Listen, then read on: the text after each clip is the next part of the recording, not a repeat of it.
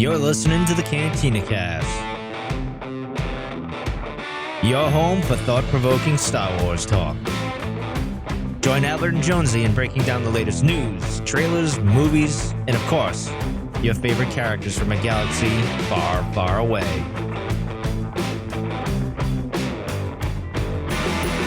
Hello, everyone, and welcome to the Cantina Cast. My name is Albert Padilla, and this is episode 382, Goodbye, Kamino. Return to Kamino.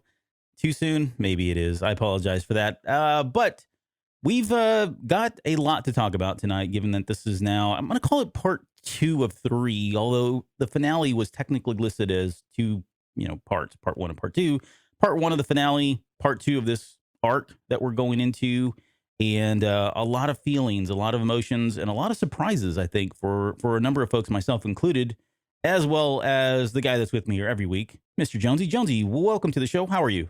Doing well, man. How about yourself? I'm good. I am doing excellent. There's a lot to unpack. We've got stuff in the news, and I'm probably excited not to. I swear I'm not doing this on purpose. I'm excited to talk about the Patreon stuff because we tabled some really good conversations for that I think our folks are going to really enjoy. I know at least I'm going to enjoy because it's a lot of tinfoil hat theories. So, how about you?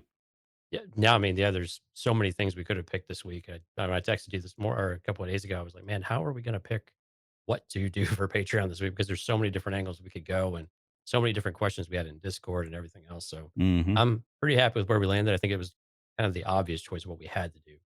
Yeah, I would agree. We'll quit teasing it here in a minute. No, we won't. We'll keep talking about it throughout the entire episode. And we haven't even told them what we're going to do yet. Oh, that's true. All right. Well. We'll get to it. Let's get into the news quickly here. There's a couple things, and right on this subject, we've got official announcement that the biggest, worst kept secret in all of Star Wars is that there will be a season 2 of the Bad Batch coming in 2022. It was a surprise, though. I would say it was a surprise in that I don't think anybody was expecting it to be revealed. There was some feedback about it kind of taking out some of the emotion, maybe the impactful potential emotion that we could see with the last 2 episodes since it was announced the day before. But give me your thoughts on that, or just, season 2 in general. I know we've probably talked about it ad nauseum, but what do you feel? No, I think you're right. It does completely shift what we would speculate for the last 2 episodes and going into this last one. And then definitely this, the finale here, the actual finale. And I think it really leaves a lot of things open as to what we could speculate tonight. And then where that might lead here in 2022. This isn't going to come out, and they didn't give us any kind of announcement on 2022. But I think that's going to be the curious part. And I'm with people. I think it does take a little bit away from it because now we know that not everybody was going to die or anything like that. We've been on kind of a death watch, so to speak, for the last few weeks here. But Yeah. I do agree that it does take out some of that drama that we would probably otherwise prefer to see. And I don't know that it's going to take away from any of the story, though, or it's going to degrade any of it, but I can understand where people would be at least a little, they would like that ambiguity going into the last episode. And then whenever it finally comes out and however it ends, you have the whole kind of like Loki did this, right? At the very end of it, it's like, Loki will be back for season 2. Yeah. That would have been a great way to do it. Just slap it on the end and have it ready to go for this coming up Friday. And it would have been a great way to finish off the season, I think. Yeah, I can see both sides, honestly. I do.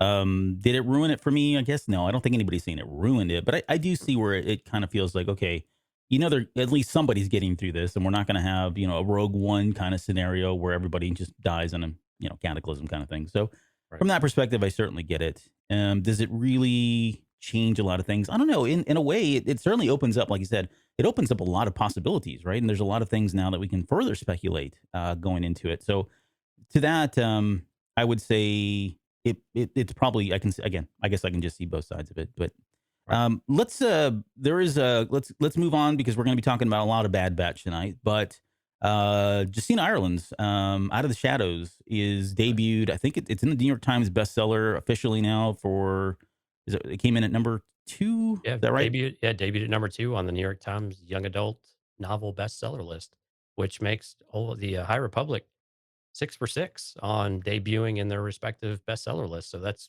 astonishing. That's quite the feat, and just shows you the caliber of both the the people telling the stories and the quality of their writing. Yeah. But also, I think the things that we've been so critical about for so long is the cohesiveness, and that these stories just get stronger over time because there is this connectivity between them, even though some of them really don't have a lot of direct touch points or they don't feed off of one another exactly, Hmm. Hmm. but they do all seem to be integrated with one another, and they at least have touch points, and you can draw those connections between them. I think that's really paying off for them. And, overall, we see this momentum starting to gather, I think, for High Republic. Yeah, I would agree. And I think for I'm going to call them the naysayers. I know we've got people that are still in our circles that are kind of like this is a joke or Sure. it's not taking off, that sort of thing. That's going to happen. I get it. But the numbers don't lie, right? I mean, the fact that you've got New York Times bestsellers and you can argue whether this is the whole debate with like video games and stuff. It's like, okay, they've shipped this many, but how many have they actually sold, you know?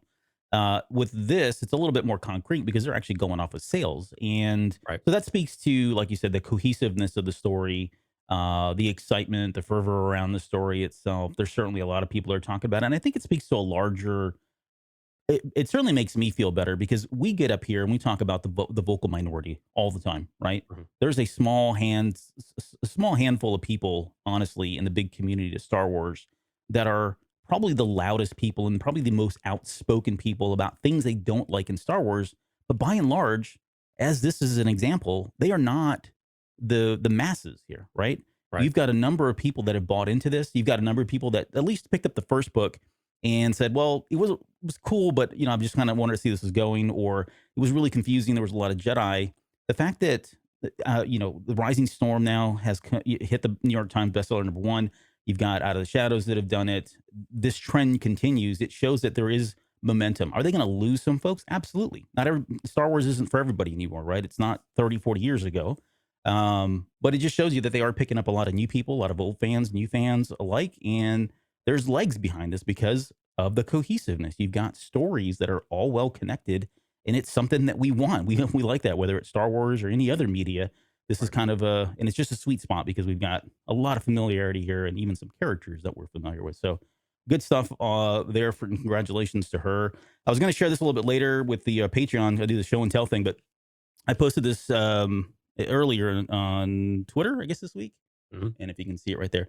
So that's the signed copy that I got from Justina Ireland. She signed it in purple, which that has to be Rose lightsaber. There can't be any other reason because I know that's your favorite character, and I think it's her creation, as a matter of fact. So Cool. pretty cool stuff. All right, all right. You can take the next topic. All right, yeah, the one that got a lot of people up in arms a bit this week is the Star Wars Galactic Star Cruiser pricing was announced out at Disney World. This is the quote unquote Star Wars hotel that we've all been anxiously anticipating what the bomb of a price tag this was going to have, and we finally got it, and it did not disappoint with exactly what it's going to cost. But before we get into this just too much, this isn't a surprise for the pricing. This has Right. been rumored. There was a $1,000 per person per night price point that has been out there for the better part of a year. Now, it was a lot of speculation and whatnot. So some of it is not necessarily a surprising. But when you get it confirmed for the standard room, there is a bit of sticker shock. So it's a 2-day, 2-night experience, right? And for 2 guests per cabin, standard room only, and there's 3 tiers, and this is the basic. It's $1,200 per person per night. So that's a $4,800 total. If you've got 3 people, which is 2 adults and a child, the previous one was really two adults more or less. It's $889 per guest per night, which is $5,300. And then if you want the whole family of 4 or 4 guests, which is 3 adults and a kid, it's $750 per person per night or $6,000 for the entire voyage. Now, the other interesting thing about this is that originally they had said that spring was when they would start doing this. At the bottom of the pricing, it says that the departure dates for the voyages are on most weeknights from August 20th to September 17th, 2022, which I don't know if you were aware of this. That's not really spring anymore, Albert. That's that's late summer for the Yeah. most part, depending on which part of the world you're in. So it's definitely a sticker shock. They did go through. We won't do it here, but they did go through all of the things that you get and what all the experiences look like. They've actually released a tentative schedule of what you can experience. It is jam packed, and like we had talked about, the last year or more, is that going to Galaxy's Edge or going to Disney World is not this experience. This experience is very much In the hotel, you will do an excursion. Think of it like a cruise because it's exactly what this is. It's Hmm. like a land cruise. You'll do an excursion out to Batu, Galaxy's Edge, the theme park, but you're not going to do all the things out there. You're not going to spend all afternoon or all day out there like you normally would if you went to Disney World. So, granted, a lot of people are going to make this into a week long trip so they can kind of make the most of it, but it has made Disney World and Star Wars that much more expensive to really get to everyone. And I know you had a lot to say about how disappointing that is, for your family of how that's going to be just really difficult for y'all to do anytime soon. I think there's a lot of people in the same group as you and Yeah, me and yeah, a lot yeah. of our listeners. Yeah. Yeah, and it's not a like I'm not sour about it. I mean, I knew it was going to be expensive. I It's mean, disappointing though. Yeah. it's disappointing because yeah, right. I mean, and people say, well, just save up. Well, if you have a family and you're saving up money, you're likely saving up $6,000 for repairs on a car, or you're saving up on a new car, or college tuition, or all these other things, right? And the only comment I made is there it feels like with the exception of people who are kind of in a position to be able to save up over the course of a couple years and eventually go, and that's their big thing. Cool, awesome, surprise, really happy for those folks that have that ability to do it. Otherwise, this really does kind of cater to a certain people, and that's not exclusive to Star Wars. Everything we do in entertainment has a higher price tag, entry fee for people that want to experience that or can afford that, right? Whether it's Right. a basketball game or the Olympics, or anything at all, really. Cars, right? I drive a car, and I'd love to have a Lamborghini. I know that they're really cool looking, but it's realistically, am I ever going to have one? Hell no, I'm not going to ever have one. So I don't really think about it. It's really cool. I like looking at them. I take pictures, and I live vicariously through people that I don't know that I see passing me on 35, and enjoy what they have. But I'm never going to have that. So from that perspective, it's just the reality of things. So am I bitter about it? Absolutely not. Will I likely save up for it? Man, it'll be a very long time before I can save up for something like this to kind of bring everybody. But I mean, again, though, perspective wise, you get a lot. You do get a lot of stuff here. I mean, the lightsaber alone, sure, I'd pay $4,000 for that lightsaber, and then the rest of it's just kind of a bonus. So that's the way I would look at it. But excited, man. I can't wait to see the pictures and learn more about the experience. And, hopefully over time with all things prices, they figure out ways of, getting better and making pricing affordable. Maybe they come up with some flexible plan type thing or whatever. All that still hasn't been announced. And, I'm purely speculating on whether or not that's going to be the case. But I think in my heart, Disney would love to have everybody there because that just equates to more money. How they get there, I don't know. Do they offer lower tiers and all that? But out of the gate, this is what we got. This is what we have, and I'm looking forward to seeing more about it. So, Yeah, there's a lot of hope that this is a kind of a feeler pricing to see what kind of interest they get. I think the thing to remember is that there's only 100 rooms, yeah, right. 100 total for the whole property, Yep. right? So it's not like it's going to take much to be filled at capacity, and they just have to keep this going year round. So are you going to have fluctuations in price depending on time of year? That's entirely possible, just like you do with a cruise ship. I think it might be a little while before we get this because there's going to be this initial excitement. And like we're seeing with the economy, there's some pent up, buying power and spending wants and needs that people want to go out and do things. And this initial interest and flourish might curtail any price decreases for quite a while. Yeah. But there we go. That's Disney for you folks. You have now been caught up. Yep. All right. What do we got? We got question of the week. You want to get to that? Yeah, question of the week. So we put this out every Thursday, of course, on social media. And this week the question was, how did Gregor contact Rex? And we had several responses. So we appreciate everyone reaching out. Call me. Yeah, hit the digits. Michael Letter over on Facebook. So he utilized his mad skills and quirky giggle. That was actually my favorite comment of the week. Paul Moore, probably how his cover was blown. He picked up or he had his comps picked up. Paul Heberlin says, or apologies if I'm not pronouncing your name correctly. He's got Verizon. These are all on Facebook. Gary Smith, when he escaped the mountain stronghold before the Bad Batch arrived. And over on Instagram, GS Clap said maybe they kept in contact and Rex knew where they were sending him. So do you have any rough speculation? First of all, thank you everyone who came out, but any speculation as to how he kept up with Rex or got in touch with Rex in this scenario? If you could do that in 30 seconds or less, Albert. No. No. Okay. No. How Next. about you? No, no, probably not. I mean, All right. Well, that went over like a lead balloon. No, I don't. It's important, but that it's one of those things where like you and I are going to sweat the details. I know there are a lot of Mhm. people. It's fun to speculate and talk about it, but unless there's something behind it, it probably really doesn't matter in the grand scheme of things. But I do want to know because like he Right. I mean, at some point they probably had contact, and that had to have been pretty risky for Rex if he initiated the contact, or did he find out that he was out there and Gregor contacted him? I just don't know. There's a whole story there, right? And whether or not we get it would be awesome if we did. Very likely that we won't at this point, or it might be, later on season. Let's just call it season two, where they're talking. Maybe that's part of, not to speculate, but maybe that's where they're going. Is they're going through and trying to rescue all of these, lost clones that are out there. Oh, that's a cool name, the lost clones. Um, but maybe through that we get some wind about how he is. It's probably somebody on the inside. They've probably got people already planted, on the empire side, people that are loyal or saw what was happening and said, "Hey, I don't really want to get out of here. I'm in danger, or I can take advantage of this somehow and reach out to somebody like these freedom fighters or whatever." I mean, there's a lot of ways this could go. I don't know if Right. that was 30 seconds or not, but Right. Good enough. So again, if you want to come out in the conversation, eaglemedia.com/discord. Again, we put out the question of the week I think it's every Wednesday. I said Thursday. It's every Wednesday. The memes is on Thursday. So every Wednesday we've got this out there. So we've got another one coming out this week for this week's episode. hmm So be on the lookout for that and tell us your thoughts and we'll get you on air. Another quick shout out for the week, Steve Collink sent us a picture of a clone trooper helmet in the fabrication lab at NASA when he was down here in Houston. So thanks for sending that in to us, Steve. And it's really cool to see Star Wars out in the wild at just a place of business or even a place like NASA, which isn't necessarily surprising given that it's like nerd geek heaven type of thing. But at the same time, seeing it out, with a bunch of helmets and it just sitting there with the rest of them, like it was just no big deal is pretty awesome. And it was a phase one trooper helmet, by the way, if anybody was curious. yeah, that's now important. Actually, super important. It is. There's so many different varieties of it. So again, thanks, Steve. We really appreciate it. If you see stuff that's out in the open and is really cool, send us a screenshot or send us the picture, and we'd love to take a look at it and yeah, share it with everyone else. And then finally, Albert, before we get on to the main show, just a reminder, August 20th, we've got Star Wars Trivia Night out at Elder Brewing Company in Joliet, Illinois.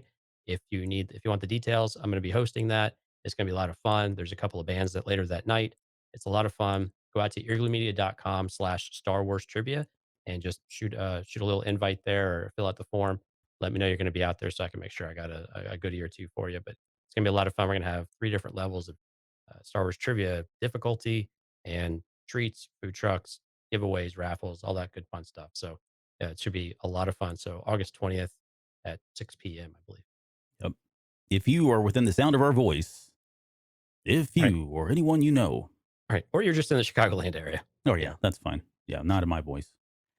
All right, last thing we got before we get into this, we got to acknowledge we picked up a new Patreon member. So Awesome. I had the banner. Here it is. Ryan J. Poole. Thank you so much. Ryan signed up for the green milk tier, so that he'll get all the everything that we've been talking about with the exclusive Patreon show, after show type things, the early releases, and also the comic book stuff that Jonesy and I are doing, which I want you to talk about. But thank you again, Ryan, for stepping up and helping us out. That is awesome of you. Thank you so much. I can always tell they're really awesome people because they use their middle initial with the Yeah. last name. Yeah. So if you use all 3 of your names or use an initial, all of a sudden you're like tops of my book. Or you're like me, my father has the same first and last name, and I've had I don't know, it's like a bank loan on my credit report for about the last 55 years, and that's Oh, older than I am. So barely, but yes. yeah, it makes a difference in those kinds of scenarios. But I just thought it was like your pause of contemplation in between your first and last name. Albert, mm, Padilla. or no, Mm. that's not what it is. You've got you're working on something. I am. I'm always working on something, just like you are. Well, we're both working on comic stuff right now, right? So, Yeah. War of the Bounty Hunters 2 is in production right now. It is a endless production cycle because I'm trying to match our dearly beloved Albert Padilla's skill level in the video editing and comic sharing. So that should be out here in the next couple of days, though. And I believe you have the High Republic issue 2 coming out soon. Or is oh, that's 3. already out. Three's 3. coming out. Yeah, 3 already Yeah, working dude. on. I already recorded my audio, so I just got to this week. I'll crank out the pictures, and it'll be out. So Fantastic. So yeah, they're shaping up to be really good and really fun. So again, you'll get the audio Patreon members. We're not forgetting about you. But also, if you want to go out to the website or on the Patreon app, you can actually get the video and you can have an idea and follow along with what we're talking about. all right, That's it. All right, let's get to it. and with that, we will segue now into our main show, which is Goodbye Camino. Return to Camino. Imperial shuttle hyperspace. There was We this set the scene. this yeah, thank you. This title was like very telling, and that's fine. I mean, we're 2 episodes in, or 2 episodes left, so not that big of a deal. But for as soon as I saw it, I was like, well, I guess there it leaves no question as to what's going to happen in this episode. And not only that, but we had Tarkin sitting there right in front for the little preview picture as well. But there's a lot to really like about this episode. It's pretty high up there as one of my favorites. It might be my favorite just for some of the emotional pull that I got from this episode, especially when I compare it to any of the other episodes, really outside of maybe the first one. I'm trying to think what else would have been in that same kind of wheelhouse for me. But go ahead and take your first stab at it. Tell me what you thought, I guess, initial impressions before we start picking this thing apart. I think you and I had a lot of the same types of feels, especially towards the end when you just get this montage of scenes and you could just feel the finality really settling in. And I texted you this that like right after I saw it, I'm like, dude, I actually like felt myself tearing up a little bit at the end of this Hmm. episode. That it was really, I mean, we have gone. It's something whenever you get to experience something truly end to end, and we have seen everything from the beginning of Camino to where we're at now with Camino, and there's something about being able to see the whole picture of it and know that you might get little things here and there, but really no, there's nothing more to have. There's nothing new to experience with it directly. And that was very much an emotional thing. And there was a lot of really cool tidbits throughout this episode of, the origins of Clone Force 99 and Omega's interaction with that. And, just the ability of how they would get into it. And some of the things you and I had speculated were oddly pretty correct. Well, how would they sneak onto Camino? Okay, well, there is a secret entrance type of thing, right? So we Right. I mean, some of it's like, okay, well, no duh, it's a non-brainer, but at the same time, it's just kind of cool. And man, I tell you what, when the music swelled, when we got the band back together, Yeah. I have to say that was a pretty cool moment. And you had mentioned the music the last couple of weeks, in certain instances, and that was one of those moments where the theme kicks in and everything's good to go, and it's just like you're back in that first episode watching, the guys all as a group actually working together, and it's like, man, yeah, the band's back together, everything is one again. Yep. Yeah, there was oh yeah, the fact that it wasn't necessarily the end, but to see them there together again in the same place where they were probably last together, Mhm. working as a team. I mean, that's, poetic justice poetry, right? Right. As Lucas once said, it rhymes. There that was really great. I love as much as we talked about it, we kind of predicted that. I don't know if we predicted, we said, wouldn't that be really horrible for Omega to see the destruction of Camino? And certainly enough, we got just that shot. I mean, it's a very quick shot as, AZ's pulling her away, Hmm. but you can see it on her eyes. I mean, it's the shock and awe of what's happening, but I think we're going to get even more of that going into this next episode because the reality is going to be now she's seen everything literally come, fall apart or, fall apart all around her. So see the fallout from that. Even just like the emotion on her face as they were going back to Camino, Yeah, right? It was just exactly. all these little things were there and they were just kind of setting this up. I mean, honestly, when that first scene opened up and you saw the three Venators there or Venators there, that was like, oh, that's it. I mean, that we've seen this before in Rebels or in Star Wars and in other formats where when they park those guys that close to the city or planet or whatever, nothing good comes from that, right? It's Right. it's it's going to go. So they were kind of signaling that I think early on from the beginning. And I, we really got a good emotional roller coaster for Omega. I'm glad you brought that up to kind of to start us off a little bit, because really you got to see this very dynamic journey for Omega, everywhere from when she's eager to get back there, but then when she's there, and then as we go through it, and like you said, towards the very end, and just I could just imagine this swell of emotions just mhm. all over the place for someone that age. Yeah, and I think she would have, as somebody as young as she is, she showed a lot of character and heart to kind of go through with it. And a lot of it, I think, is just taking cues from Hunter, right? She even kind of acknowledges that at the end, not to pull away from our show notes, but she says, when he says, she acknowledges that they had to go back. Like, she wasn't, for her, it wasn't a choice. She didn't like it. She was probably very emotional, as much as probably everybody else was. But the fact that she realized she had to do this, she had to do this for Hunter. She needed to step up, be strong, and be there for him in the moment. And so I think a lot of that was weighing on her. And I wonder if we're just going to get, as a child, right? Hopefully, I don't know if they're going to go this deep, but as a child, when kids are put in that position, they wall up so much to do what they need to do emotionally, right? They put this emotional wall around them.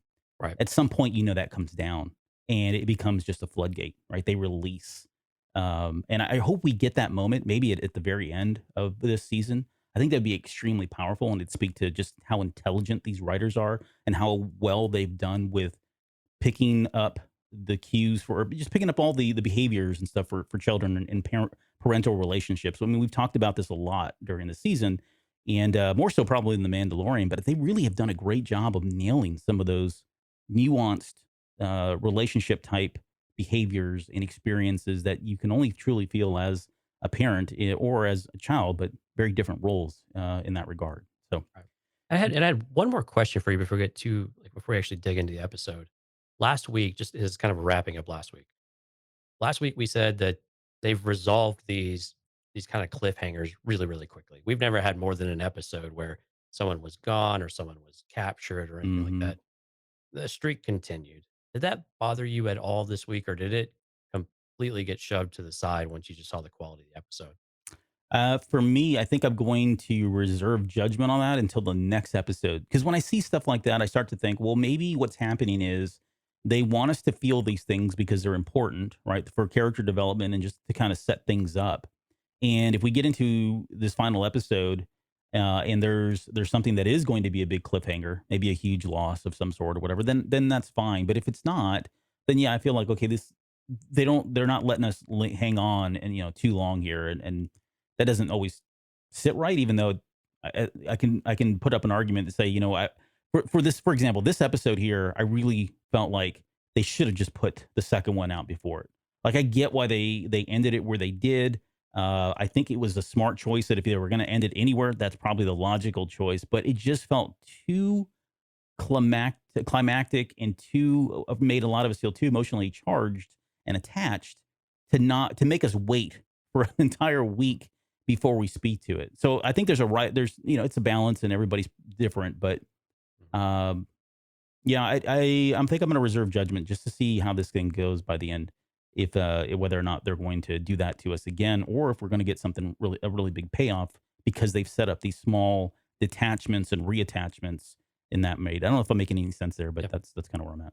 Right. No, and Chef Chris in the chat has another good question here. Is the next episode longer or do we not know? And I think this is where I hate to be the one to tamper down expectations seemingly all the time, but I really had zero expectations any of these episodes would be any longer than what we got. And we keep getting the same, really, the core episode's about 23, 24 minutes, right? The total episode with credits is 26, 27. And I don't anticipate that changing much. There's no reason to believe if they were going to extend them and make them longer, part one and part two likely both would have been longer. I don't see a part two extending all of a sudden to 40 minutes or to 35 minutes. So I would probably just err on the side of caution of expectation setting for everyone and just say, okay, just expect that it's another 23, 24-minute episode of actual, content. And just as long as the storytelling and it's all concise and it works and it moves forward and it's not too rushed, I think that's still okay. It's okay to get a little too less than have all of a sudden you get way too much over the top that's not necessary. But Yeah, not that there's really any of the story that we wouldn't mind more of, right. I think, to be clear. But I don't have any expectations it's going to be longer than what we've been getting. Yeah, I would agree. I don't think we're going to get anything. I mean, I can see where they bump it to 30. I think 30 is going to be your ceiling. I can't see them going over. What do Yeah. you get out of 5 minutes? I don't know. You probably get. There's a lot you can do in 5 minutes. Well, yeah, Yeah. I'm saying you get enough to kind of segue into season two, or maybe you throw in a bonus scene there to kind of set something up that we're not even expecting, right? Introducing a character, kind of like they did with Mandalorian at the very end, where Mhm. um, we kind of tease Boba Fett or something. So I'm not saying they're going to do that, but that's what you would probably get from that. So not bad. I would, but yeah, don't get too crazy here. I don't think we're not gonna get an hour episode because that would put this at a 2 hour finale. Can't think of a time they've ever done anything like that.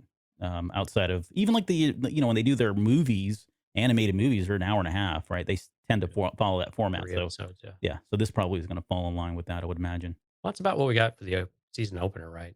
Yeah, But we got again, a they well, we got a 1 advertised hour. that. Yeah, No, it was an hour and hour and 30 minutes. yeah, it I was longer. Yeah, it was like 3 episodes, uh, something like that, 3 or 4. But yeah, I think it's again, that's something they would probably advertise, or we would have had leaked by now, I think. All right. Well, this one opens up with a very quick scene. We didn't need a lot. It was just the kind of, hey, in case you forgot, here's where we left you.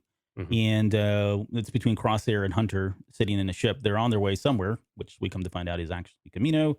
Crosshair turns Hunter's comlink on to lure the Bad Batch in, which is I thought was interesting and funny because everybody knew what was happening. Right. Hunter knew what he was doing. Uh, Crosshair was hopeful and knew that the other guys knew, and of course they did. They even acknowledged that this is all a trap. But they didn't really have any other option, and Crosshair was banking on the fact that this is what they were going to do. Right? They were going to come for him. He was trying to get them all. And that's really it. I mean, that sets up that first scene.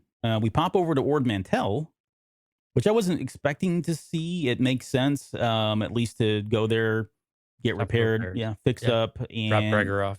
drop the kid off over at the sitter's house. Gregor would have complicated things, right? And I get why they did it. It was convenient.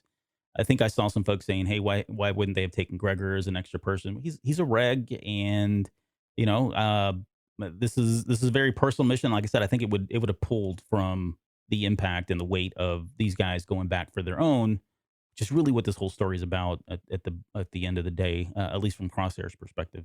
Mhm.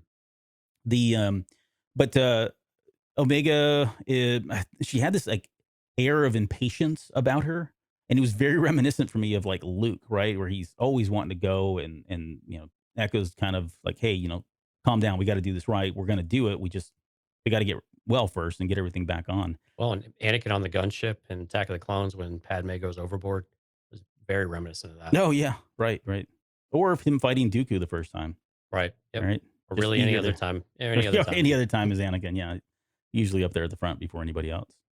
Um, the So they're all set to go. I guess they're on their way, and that's when they realize that the comlink now is being picked up over in Kamino, and well, hence the title. So Right. Here we are. here we are. We're back at Tapoka City. Is that right? Yeah. Yeah. So, and I mentioned this earlier, it was in the show notes, but yeah, when those ships were up there, and then the clouds, and I mean the music too, right here. I think the music cue on this one was episode 2 Mhm. when Obi-Wan is coming in to Kamino, and just that I don't know the musical term, but it's like a swaying part of everybody knows what I'm talking about. I just Right. I'm not going to hum it. Come Excuse on. me. No, I'm not going to hum it. Oh, This man. doesn't make for good radio. Now, see, that just sounds See. like me doing scales. But you know what I'm talking about, right? Yeah, Sure I you do. Yeah. Right. Uh, Use your imagination. whatever you're thinking, that's it. That's exactly what I was thinking or trying to do. So after they land, this is where we get the Rampart mentioning that they got his attention with the little tank battle they had or walker battle they did over on Ryloth. Right. And as they walk away, I think this is the cool part. We get a sense that Rampart, although he seems to be this whole season really seems like he's had Crosshair's back, he's still skeptical that this is really going to go through. And I don't know if that's his distrust in Crosshair exactly, or are there other clone troopers that are, bucking up against the system, or the chip's no longer effective and they're having to tend to that. And they realize that he realizes the potential does exist with him. Or does he just feel like that bond is so close that even as much as Crosshair has gone through and all the way to the point of being scarred permanently because of those guys, there's still that option out there, the chance that he is going to turn against the Empire. Because I don't know that I ever saw, I never saw Crosshair go against the grain with Rampart or anybody in the Empire, right? I mean, good soldiers fall over. I mean, he was doing everything that was expected of him. So it was interesting though that he did not trust him, and neither did that. I think it was ESO2, although they never said her name, but the TK trooper as well. So their eye was on him. But what did you think about that? Well, and Rampart's always been very clear that he's not, and he says it in this episode later on too. He's not impressed with the clones Mm, for whatever reason. They just don't earn they haven't earned his respect. He doesn't view them as anything really all that special. And which is odd. Sorry, but which is yeah, odd though because it's isn't War Mantle is his project, right? And right, his project, like one of the centerpieces, one of probably the proverbial long pole in the tent mhm, is getting the clones on board to train these new TKs. Without them, this program doesn't work, and they don't right. get the training and benefit from the experience of the clone troopers. So it does feel like it's at odds. That why would he be so against them, and yet this is a crucial brick in this plan that he's got. And I think some of that is because it's a like you said, it's a necessity. He doesn't have another option at this point. Mm, And so he knows that there's some amount of value, but he thinks that they're all just a tick away from going off the deep end or having some other effect that's completely detrimental to the empire and that they're just not trustworthy. And he would rather put his, all of his credits in, another boot. And this is just not something that he wants to be on board with. And honestly, Crosshair has bucked up against him a little bit and pushed back a little bit. On Ryloth was one of them, when he was arguing who the real threat was. And now you have Rampart that looks a little bit foolish as a result of that because Crosshair warned him, like, hey, you don't want to underestimate these people. yeah, They are to be taken seriously. right. And he really just discarded them and dismissed his opinion entirely. And it pissed Crosshair off just a touch too, right? And he got very irritated, especially when Senator Todd was sitting there, trying to argue back and forth as well. And Rampart seems to be just do whatever Rampart wants to do. And Hmm. but yeah, until that refinery really went down, and then the stuff that happened on Ryloth as well, and in the cities that they had seen countless times now, they finally got his attention of what they need to do with the. Where were they at when they did the rescue? It wasn't Ryloth. It was oh goodness, I don't know. Se- I'm reading Sep- comments over here. Separatist capital, whatever the Separatist capital was. I can't remember. Yeah, that one. Right, that uh, one. Uh, Chris says, I can't wait to watch Wrecker get his hands on Rampart. Ooh, I would like that. yeah, I want to see what Rampart can actually do. Nothing. What do you mean do? He could, Like, I don't know, he could stand there very stoically and give people the stink eye. yeah, and then get his torso ripped apart by Wrecker. Right. I don't know if Wrecker, yeah, I guess Wrecker would do that. He I can be a just saw little, I just saw Suicide Squad, so that hits home. yeah. Oh, I haven't seen that yet. Yeah, Um, you didn't miss all. okay. Well, so you're such a Marvel fanboy. Okay, so there is a line here too that he says, if he talking to ESO2 Rampart says if his plan fails, none of them will be a problem any longer. So not to think, pull too much out of that or look into that too much, although we're going to. There so Rampart he seems to be aware of what Crosshair's plan is. Like he seems like be in the know that Crosshair's plan is to bring all of the Bad Batch here, convert them over to the Empire, and then fall in line under him. Right. Um, and then his backup plan is really just if this doesn't work, then he's just going to blow them to pieces from the sky. And then he goes on and tells ESO2 to kind of watch her. But it's just I don't know if it was if he's really. I guess he's just doing it for. You got to think he's only doing it for his own gain, right? Having that group under his belt would probably be a good thing. But again, I struggle with that whole. Can I trust them? Can I not? How confident does he feel like he can have them reporting to him? Maybe he's got an out, or maybe he feels like once they do come back over, they're going to put them all put chips back in them, or put them in machines again, or something. Because I mean, at this point, I don't think he's aware that their chips have been removed. But Right. And I think it's just continued, really, like lack of a better word, discrimination against clones in general, and that they are really second class people. And mhm, I mean, I don't want to make too many correlations like that, but I mean, ESO2's comments are very much like that because if you look at everything else they've done, as far as following orders and doing what's in the best interest of the Empire, Crosshair has done it to a T. I mean, like you say, he has not gone away from an order at all. right, And for her to come back and say that she doesn't trust that is completely it's not warranted at all. Now, I mean, granted, she's proven somewhat accurate later on, but at the same time, it's nothing that she actually has a reason for that we've seen on screen, other than she's just her own like prejudice towards, it's his old team. He's going to be, he's got to have a soft heart for him or something like that. When Hmm. I'm sorry, Crosshair hasn't shown any kind of heart. So why would she think of that otherwise than unless there's just something we haven't seen on camera? Yeah, Riss says their distrust in Crosshair makes it look like the Empire had full knowledge of the chip extraction. And that's about the only path I could get there too. But I mean, again, we're filling in a lot of holes, I think, Yeah. for some of the stuff, and we'll talk about the chips and stuff later on, especially in our Patreon episode. But it's a man, there's a lot of gaps you got to try to fill in there to really make sense of it in a truly linear type of fashion. Yeah, I had a thought and it escaped me just now. I'll come back to this, so I'm going to apologize in It's gonna advance be a because good one. I have faith in you. it's going to hit me here in about 2 minutes. Okay, we get back over to the Havoc Marauder, and they're kind of going through the whole thing about why is this happening? We get it. This was a trap, but why would they do that? All will be revealed here very soon. And very cool that we kind of called this out, that there would be some kind of back entrance, some secret entrance. I mean, if you, again, like you said, it's almost kind of obvious unless once you rule out anything that makes no sense.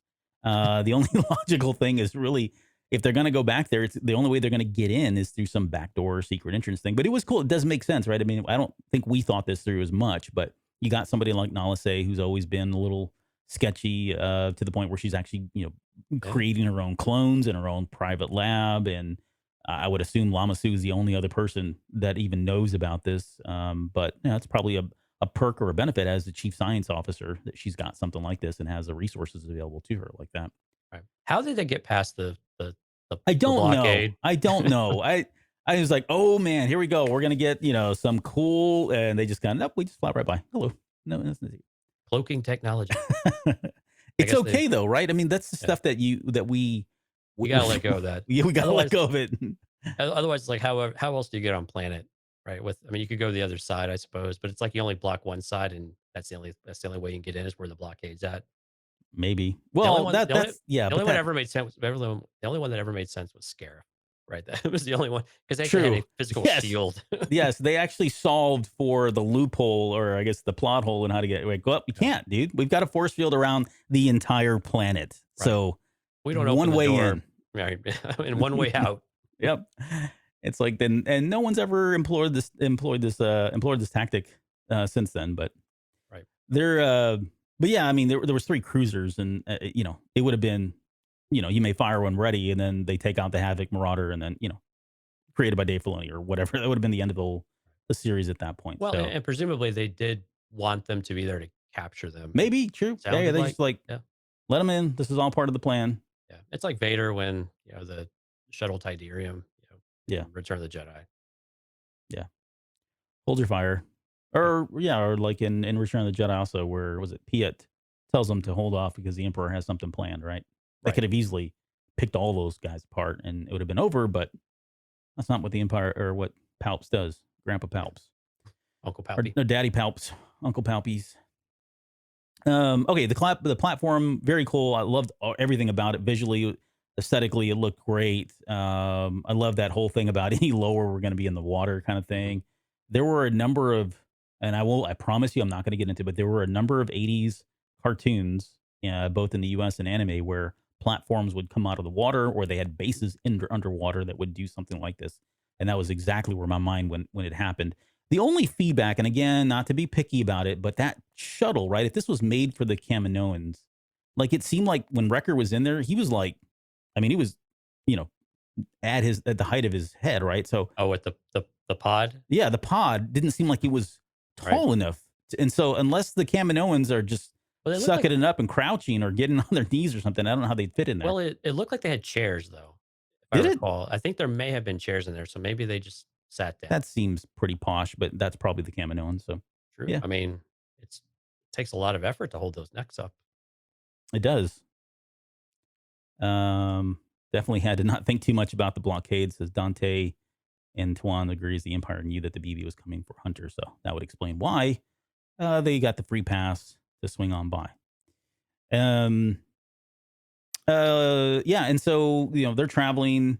The minute Nalase's name is mentioned, is you can see it again. Kudos to the animation, and we haven't even touched on that or the music much, but you can see it on her face, right? She almost just has this like sinking feeling about, um, and it's hard to say. Like, I kind of want your thoughts on where this is because a little bit later, it's Echo that notices that she's not okay when after they've talked, they're going to be heading to the research lab and it's Nala says, and she seems very focused and very determined.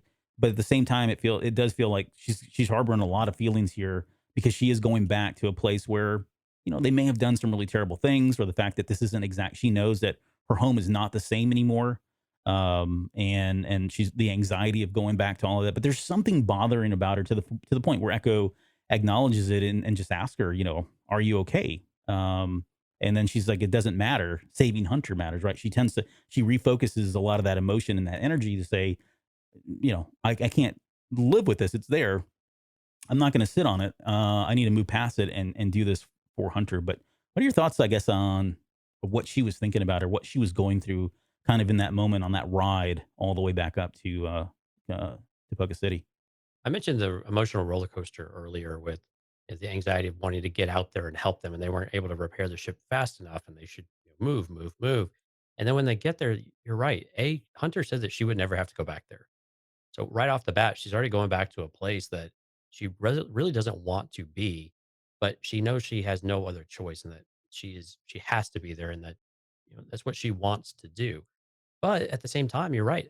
Like Nala say, treated her pretty well. It seems. It Hmm. seems like she really was a kind of a caregiver. I don't want to call her a parent or anything like that, but maybe she was a caregiver, and she seemed to shelter Omega at least some amount. And so I think there's some amount of that if she's worried about that she's like just like with Tan Wei. Tan Wei wasn't necessarily a bad, Kaminoan, Kaminoan, Yeah. but she still cares about about people and beings, and to where she doesn't want them to be harmed. And Nala Se is just kind of doing what she does. That's just who they are.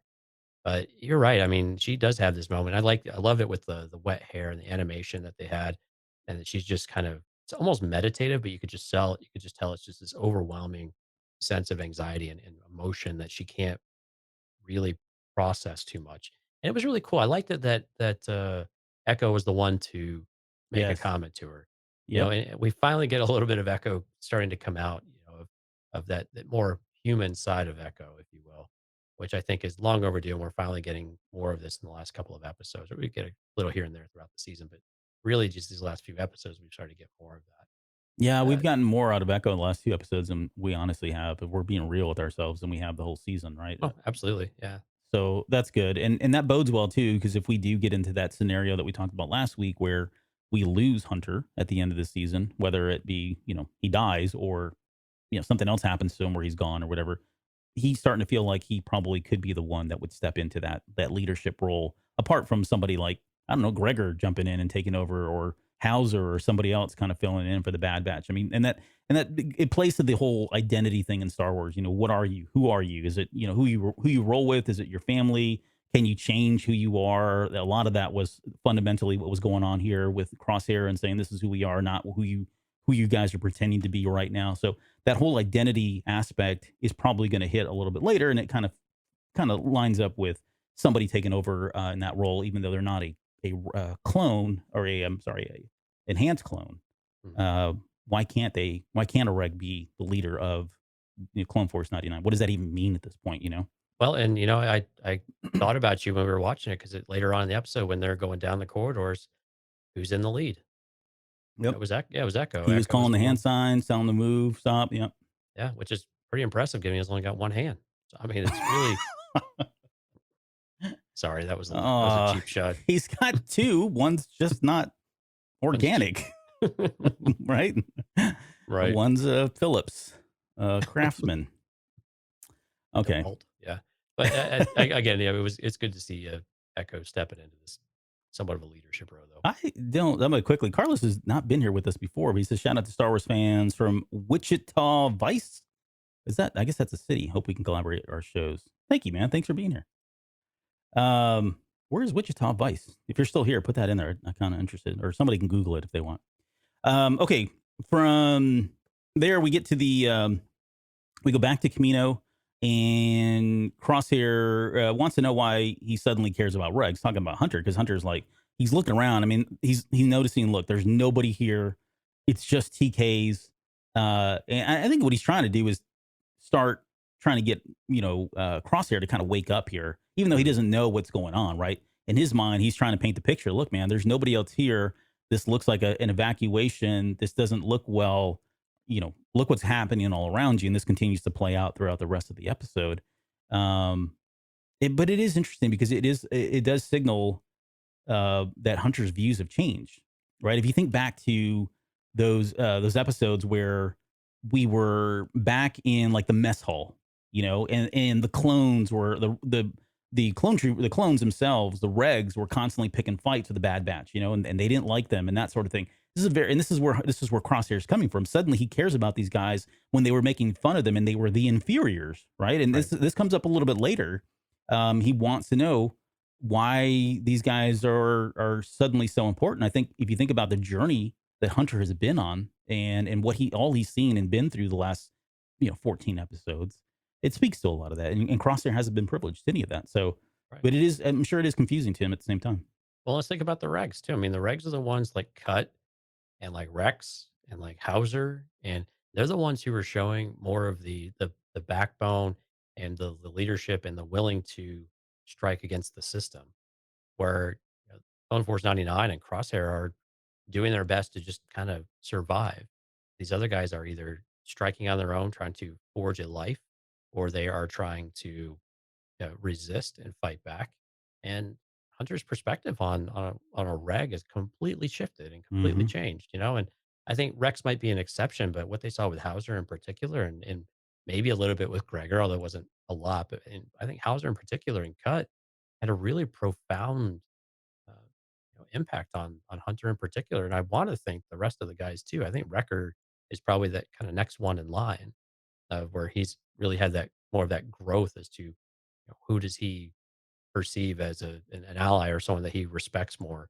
And just because they are super super individuals doesn't mean that they are necessarily superior to everything. Sure. And we're going to get a little monologue from Crosshair about that very thing later on.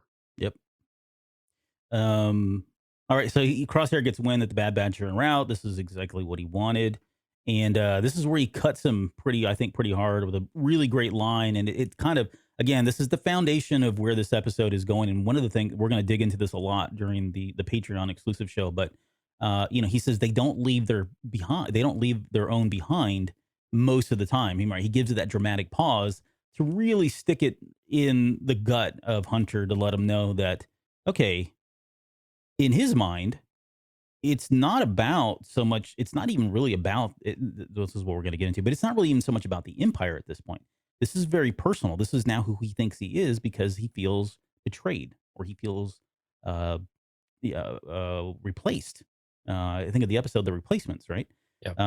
That now has a new meaning to me, by the way, Yep. after seeing this episode, right? We talked about the replacements of the clones coming in, Omega taking over a little bit, but we didn't really touch on that. And we're starting to see that that's actually a lot. There was a lot more going on there than we initially thought. Right. Um, We got our really first taste of that something very different is going on with Crosshair than what we mhm. thought. Is everything we had been given, it seemed personal, but it seemed more like a just Vendetta, yeah, he had to revenge. right, he had to accomplish this. He wasn't gonna be spurred by it, and it was his mission to do it.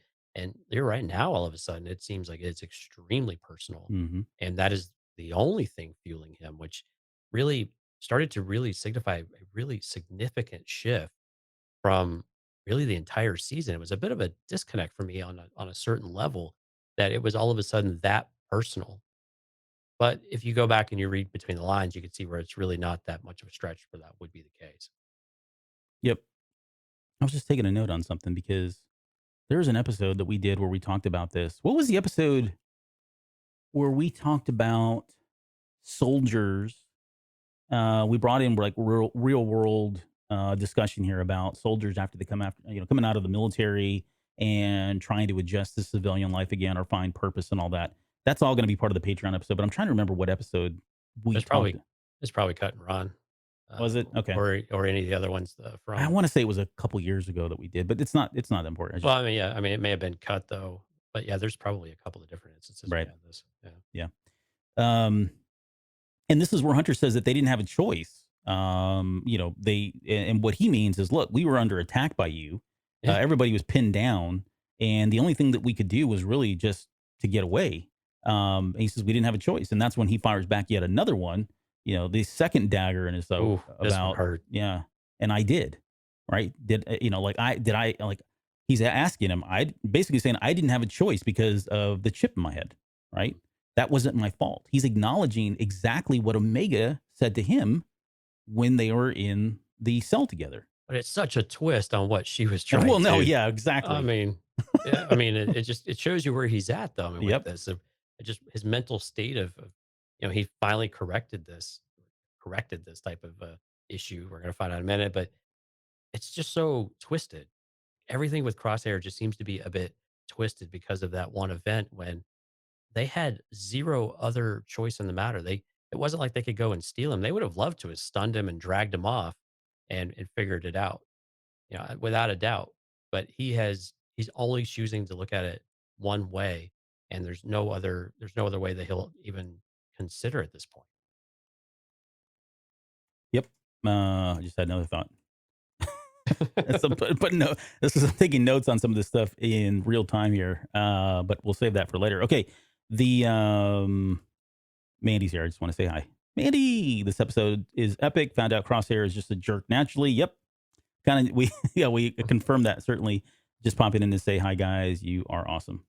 Thank you, ma'am. Thank you for stopping by. Okay, we get back to the secret lab of Nalase, and Wrecker makes that comment about, man, it doesn't look like anything, you know, Special, unusual. We've right? seen this before. He called it not special. But we learned from Omega, this is actually where, I wasn't expecting this, but this is where we learned that this is where the Clone Force 99 was created in these tubes, these exact tubes, this exact room. And furthermore, she was there when it happened. So in my head, I'm like, oh, okay, yeah, no big deal. I've had this theory since like the first episode or whatever that she was like the mom or my theories and this it did well for that theory, but it still can fall apart real quick. But if she was available, or if anybody's checking in, I've been saying that they were actually created from her DNA, and I can't remember where it was, if it was in Discord or on Twitter or somewhere else. There was a whole conversation about cloning versus gene splicing, or what do you call it? And It's not gene splicing, but genetic manipulation. yeah, it was another word, gene sequencing, Mhm. right? And I think they're kind of using all of these terms interchangeably. Well, I can't even say that one in Star Wars, which is fine because it's a dang cartoon, right? But I think there is a difference, and so because if it truly is a clone of a clone, then it's identical in every way, right? What they're probably doing more on a truly scientific level is genetic um, recompiling or DNA sequencing, and using DNA from somebody to create people that look very similar. So all that said, my theory is still out there. I'm still holding on to the mother or the older sister theory, but I love the fact that they were surprised as much as we were that she Mhm. was definitely there when it all happened, and she doesn't expand upon that.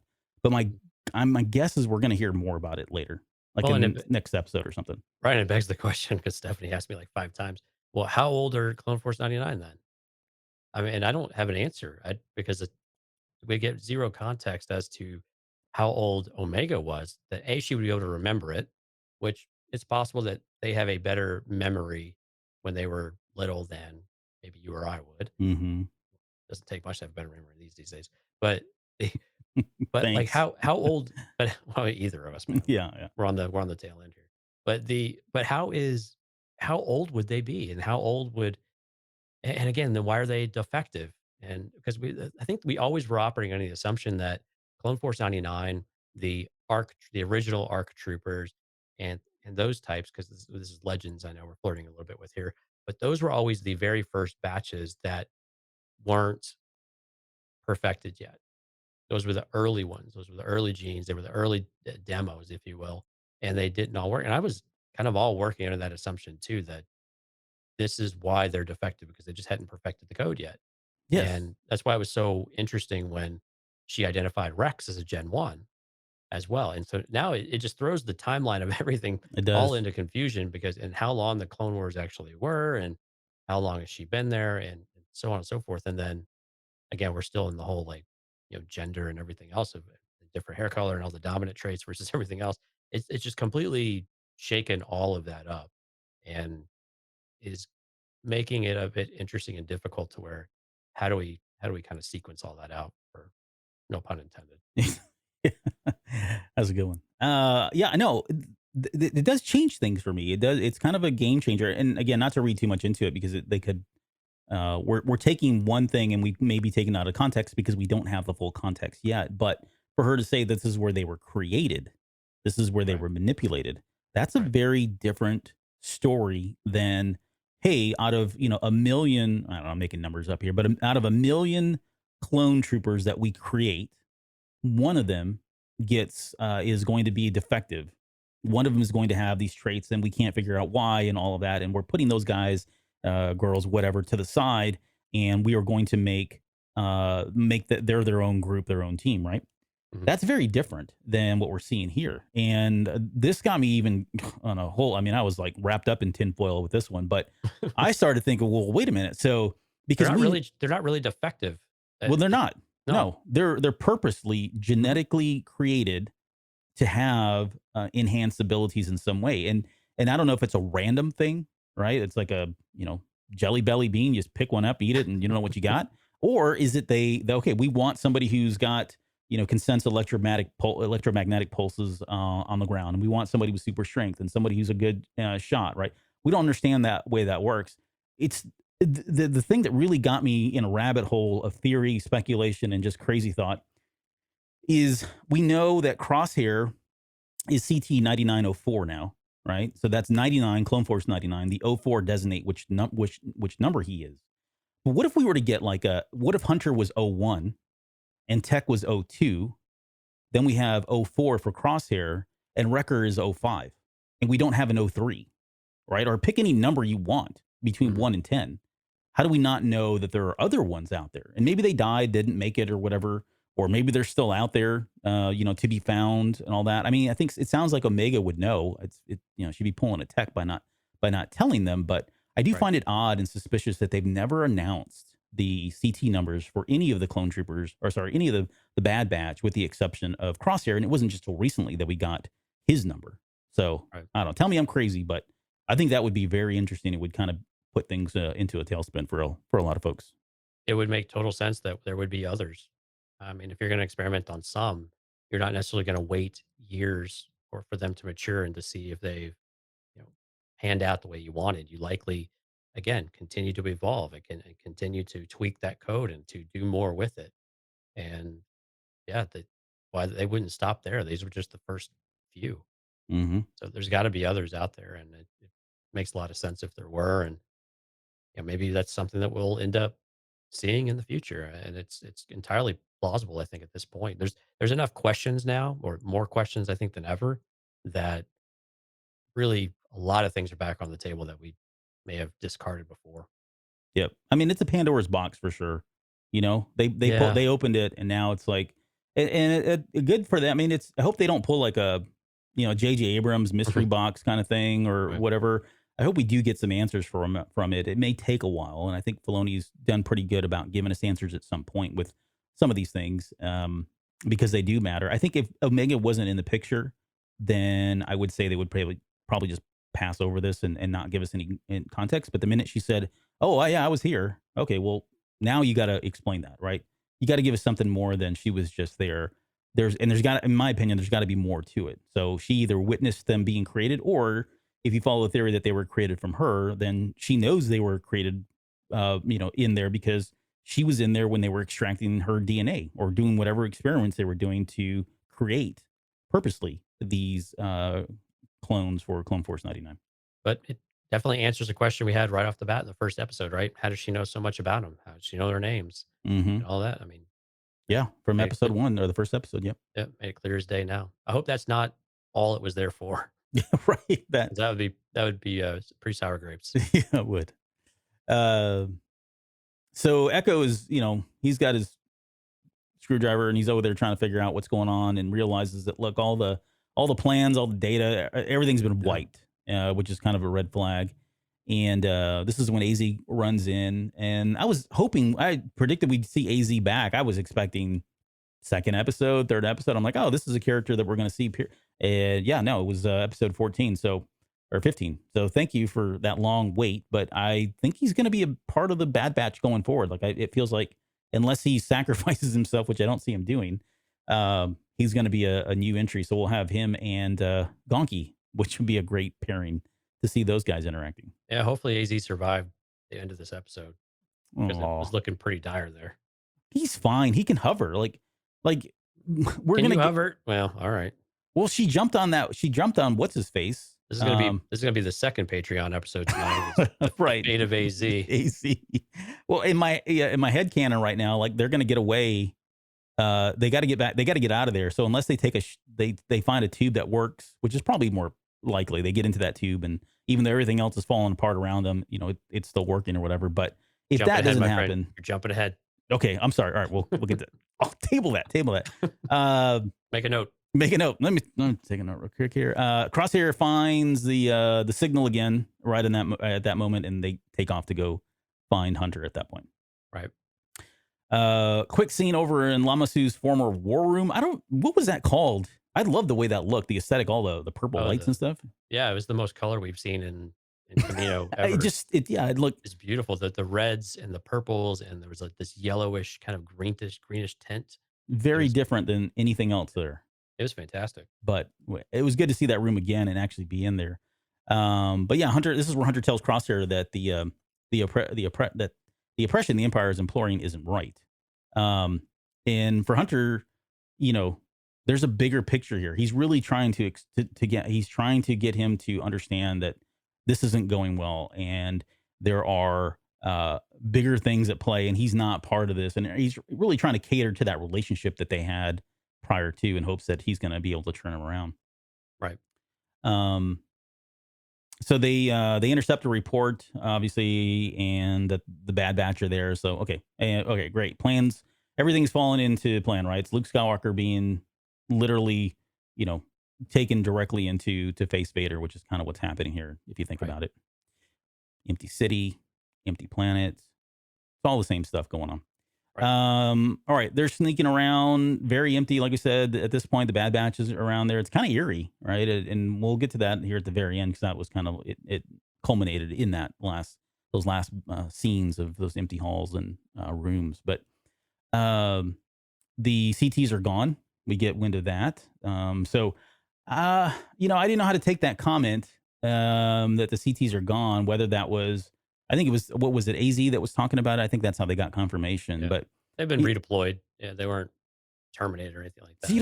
So you don't think they round up? They kept whatever they needed for Project War Mantle, and then took all the other clones and just, I don't know, threw them into a trash compactor? Or do you think it was like, hey, no, let's just ride this out? Because there's a part of me that thinks these guys are too risky at this point. Like Rampart and Tarkin, those guys are really on the fence about whether or not this is what they want. And here's another thing, and not to put this in business corporate terms, but a lot of times when there's an acquisition, and let's just call it an acquisition, right? They've come in, they've taken over. There can be some of the animosity that we're seeing going on here, where you call the herd. Yeah, exactly. And you've got somebody like Rampart who is like, you know what? I don't know who these guys are. I know they probably did a really great job, but I believe in what I'm selling and what I have more, and I'll keep the pivotal people that I need, Nala say. But beyond that, everybody else, get out of here. I'm letting you go. I don't want, this is, it could turn into bad relationships. Oh, well, I guess maybe the chip goes wrong and suddenly they've got defectors, or they've got people that are, protesting or rising up against them. And how do you get around that? Well, you just either get rid of them. And I don't know that you want them out there with the secrets and the knowledge that they have. So I don't know. It seems like they just put them in a vat and just, boil them down or whatever. That sounds horrible. But what do you? That's brutal, man. Well, they were made in a tube so they can die in a tube, right? I don't think that's quite. Never mind. Man, it's the dark side of Albert. Sorry, I'm telling you, man. Mike has rubbed off on you. very proud. He's in the room, so I think it's just the dark side is just the presence is Emanating, man. yeah. I think we need to know. I think it'd be good to know because I'm with you. They're way too dangerous to be out there. You don't just let them go into the wild, right? You either have to isolate them, arrest them, throw them in prison, or you have to eliminate them. And quite honestly, the Empire seems like they're probably more going to go towards the latter. They don't really have much problem with that because you're right. They're just too much of a risk to be out there at all, and they're way too well trained. Even the regs, even just the non commander regs, they just have way too much skill to leave out there, and because that's how you get uprising. That's how you would get organized militia and things like that. The clones would then start to do it because they'd be like, "Wait, everything we fought for, now you're just going to dismiss me." When Mhm. really, it's more like they're going to have to do some sort of mass cleansing, and it's about the nicest way I could say it. Actually, I don't really know what to say, but Well, I mean, I if they're falling in line with Nazi Germany, which there's a lot of yeah. stuff that's been borrowed and the parallels. I wouldn't put it past the Empire at this point to do something like that, right? And it's not a genocide because No, but yeah, it's not a right, but mass extinction of, you know, which would be sad. I mean, you no, talk it's about dark. horrible. Yeah, it's Yeah. absolutely horrible. Yeah, I mean, but you do get the mental images of the gas chambers and the horrible atrocities of all of that, and Hmm.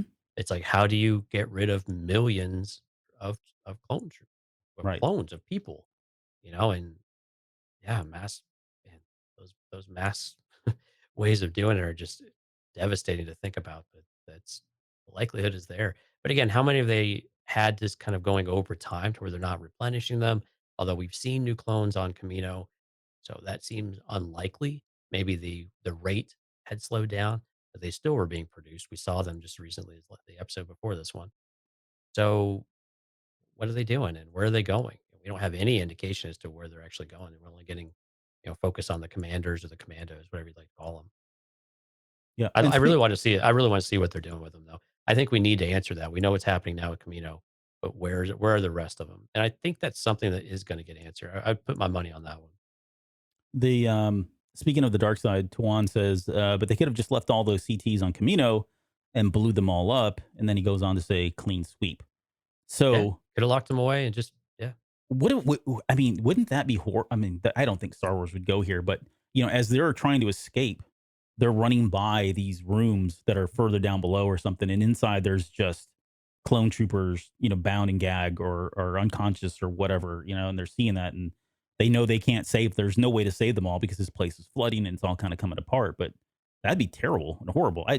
There's something about it that is intriguing. I'm not a sick person, but uh, I just wouldn't put past the Empire to do anything like that. So if it turns out to be true, then I'll just blame Tuan. So, okay, let's move on because we're coming up on some really good stuff here. But we get into the training room. This is where they determine that a hunter signal is above them at this point. They're kind of on the underneath. And Tech has great ideas of how we're going to sneak up on them by doing the. when he said that, I was like, wait a minute, that's the dumbest thing. Like, if you've ever played a first person shooter, the worst thing you want to do is come up or be out in the open. It's, when somebody's waiting for you, you're going to get sniped or get captured or whatever else. But, Right. and I get what he was saying is like, oh, they're expecting us to come through the front door. We'll come through the bottom door. But either way, you're still out in the open. And yeah, it was a terrible plan to begin with, but it's fine. Well, we know Look who's past it. not going to be the leader of the Bad Batch. Right. Yeah. Look, dude, you're not in charge of anything tactical. Just You can fix fly the stuff. ship and fix stuff. Yeah. Yeah, reboot computers, reboot stuff when it needs to be rebooted. Pretty good pilot. You could do that. Oh yeah, so, he's probably the best pilot they got. Right. Format hard drives, do whatever you got to do. Create light bombs. Yeah, create bombs. That's right. That's all your role is. So Omega stays behind, and yeah, I felt a little weird again because here we go again with you can't join us, but it makes sense. And Well, because they're going to a training combat room. yeah, And they know. And hey, she again, took out a droid later with her bow. she did. Yeah. Yeah. But no, I'm with you. I mean, I'm being. she I'm unleashed joking. holy hell on the team by accident too. Right. Yeah. Yeah. I don't know if it was worse or what was better, but I guess you could argue that what she did was better because it allowed them to come together once again, right? Yep. Exactly. To have purpose. But yeah, I mean, but yeah, so the backup plan is, okay, look, if things go bad, we'll give you a signal and that you need to get out of here and go get to Rex tell Rex things have gone really bad and Right. get us out of here next time. So She's great at following orders. yeah, terrible. They come up to the middle and oh well, look at that. And it was kind of funny too. I mean, it was I think it was Wrecker that said something about the plan not working. I forget what his exact line was, but you've got Crosshair and his little TK goons standing there waiting for him at that point.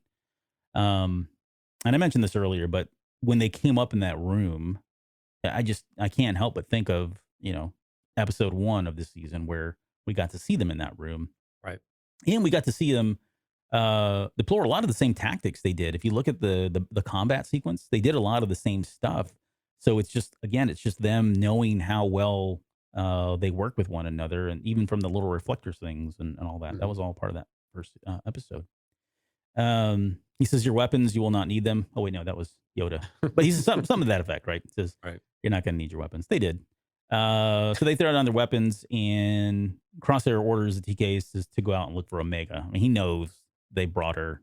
Makes that comment about Wrecker being Sidekick. a terrible liar, Right. kind of thing. And I think from here on, for the most part, we're going to touch on a lot of this stuff. We're going to touch on everything that kind of happened, the big boulders here.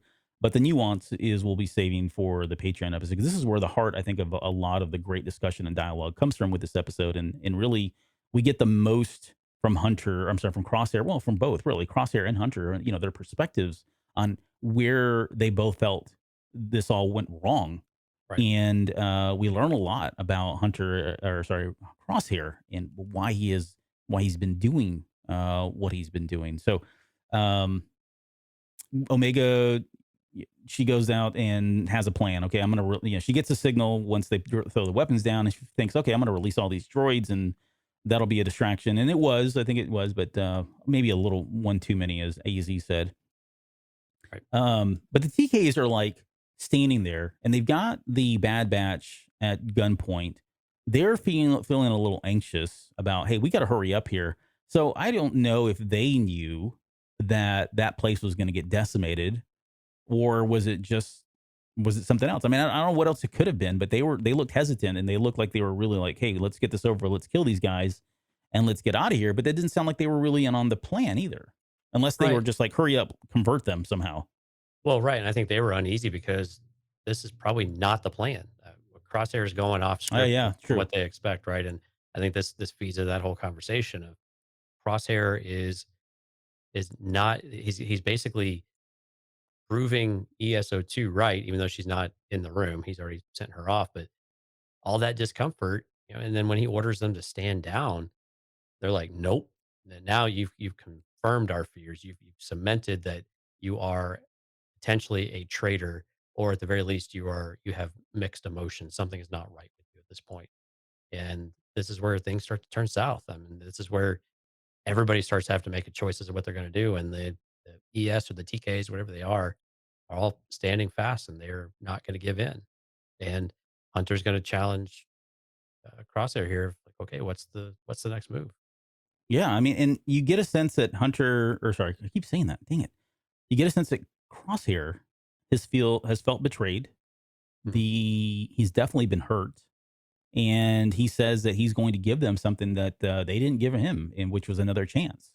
Yeah, I got a couple side glances there. Oh yeah, right. They were, especially from Hunter. You could see it all in his eyes. If you watch Hunter's eyes in this whole sequence, it's great. He's really, you can see it, all of this stuff just kind of weighing in, and he's processing everything that Crosshair is saying. And I think eventually he comes to the conclusion of like, this has kind of been a big misunderstanding. Like, I thought you were, you obviously thought we were doing something that we're not, and vice versa. And really, we can probably just fix all this. We can probably just solve all this. We need to stop doing this. And that's not what Crosshair wants, right? Down below, Omega runs into ESO2. I love that little line when she's like, hello, kind of thing. Right. The nervousness of it all.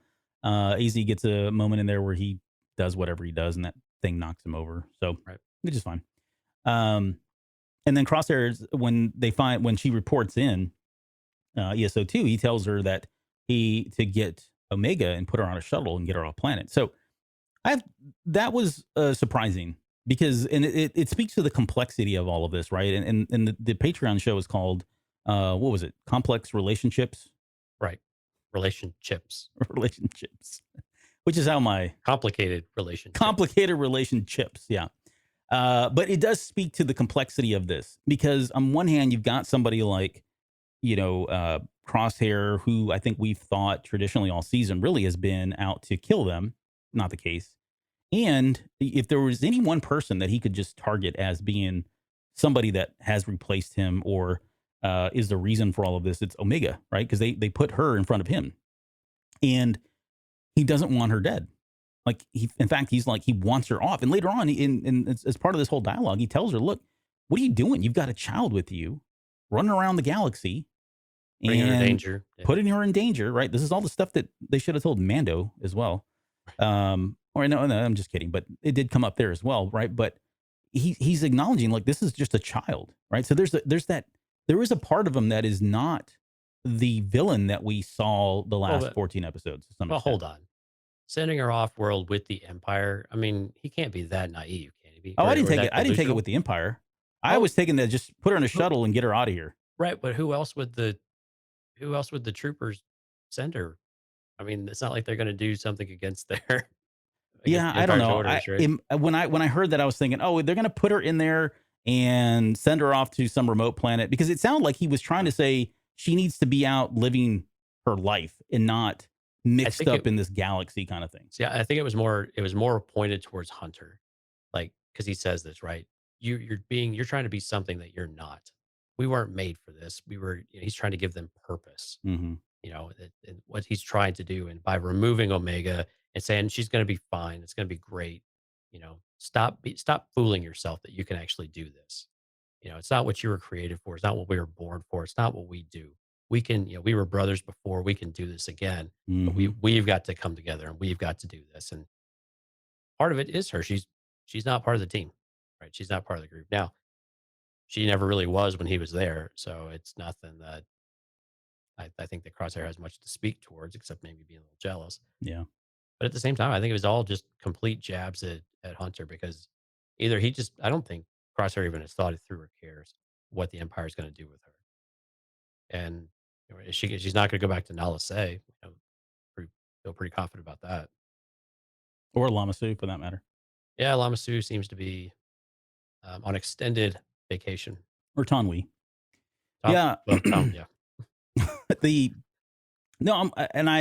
definitely get where maybe he may have been speaking in term. The context may have been, let's get her on a shuttle and they can make use of her where she'll still live and all that, right? Kind of like a Galen Erso kind of scenario, right? Where they're with the Empire, but they really don't want to be there. But what's the indentured alternative? servitude, basically. Yeah, exactly. For the most part, right?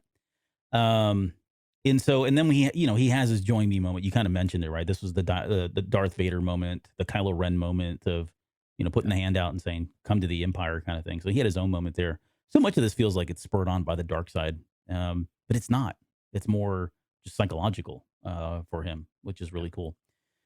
So, and then we get, when they showed that little reflector, like if you remember that, it was such an iconic moment in the earlier episode when this happened. You kind of saw it and we're like, oh, I knew exactly what was happening, what was going to happen, which was great.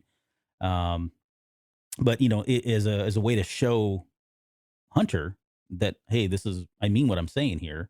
I'm going to kill these TKs because they mean nothing to me. They're inferior, right? We're the superior ones here. He takes them out. But yeah, I don't think he obviously doesn't give a crap about them.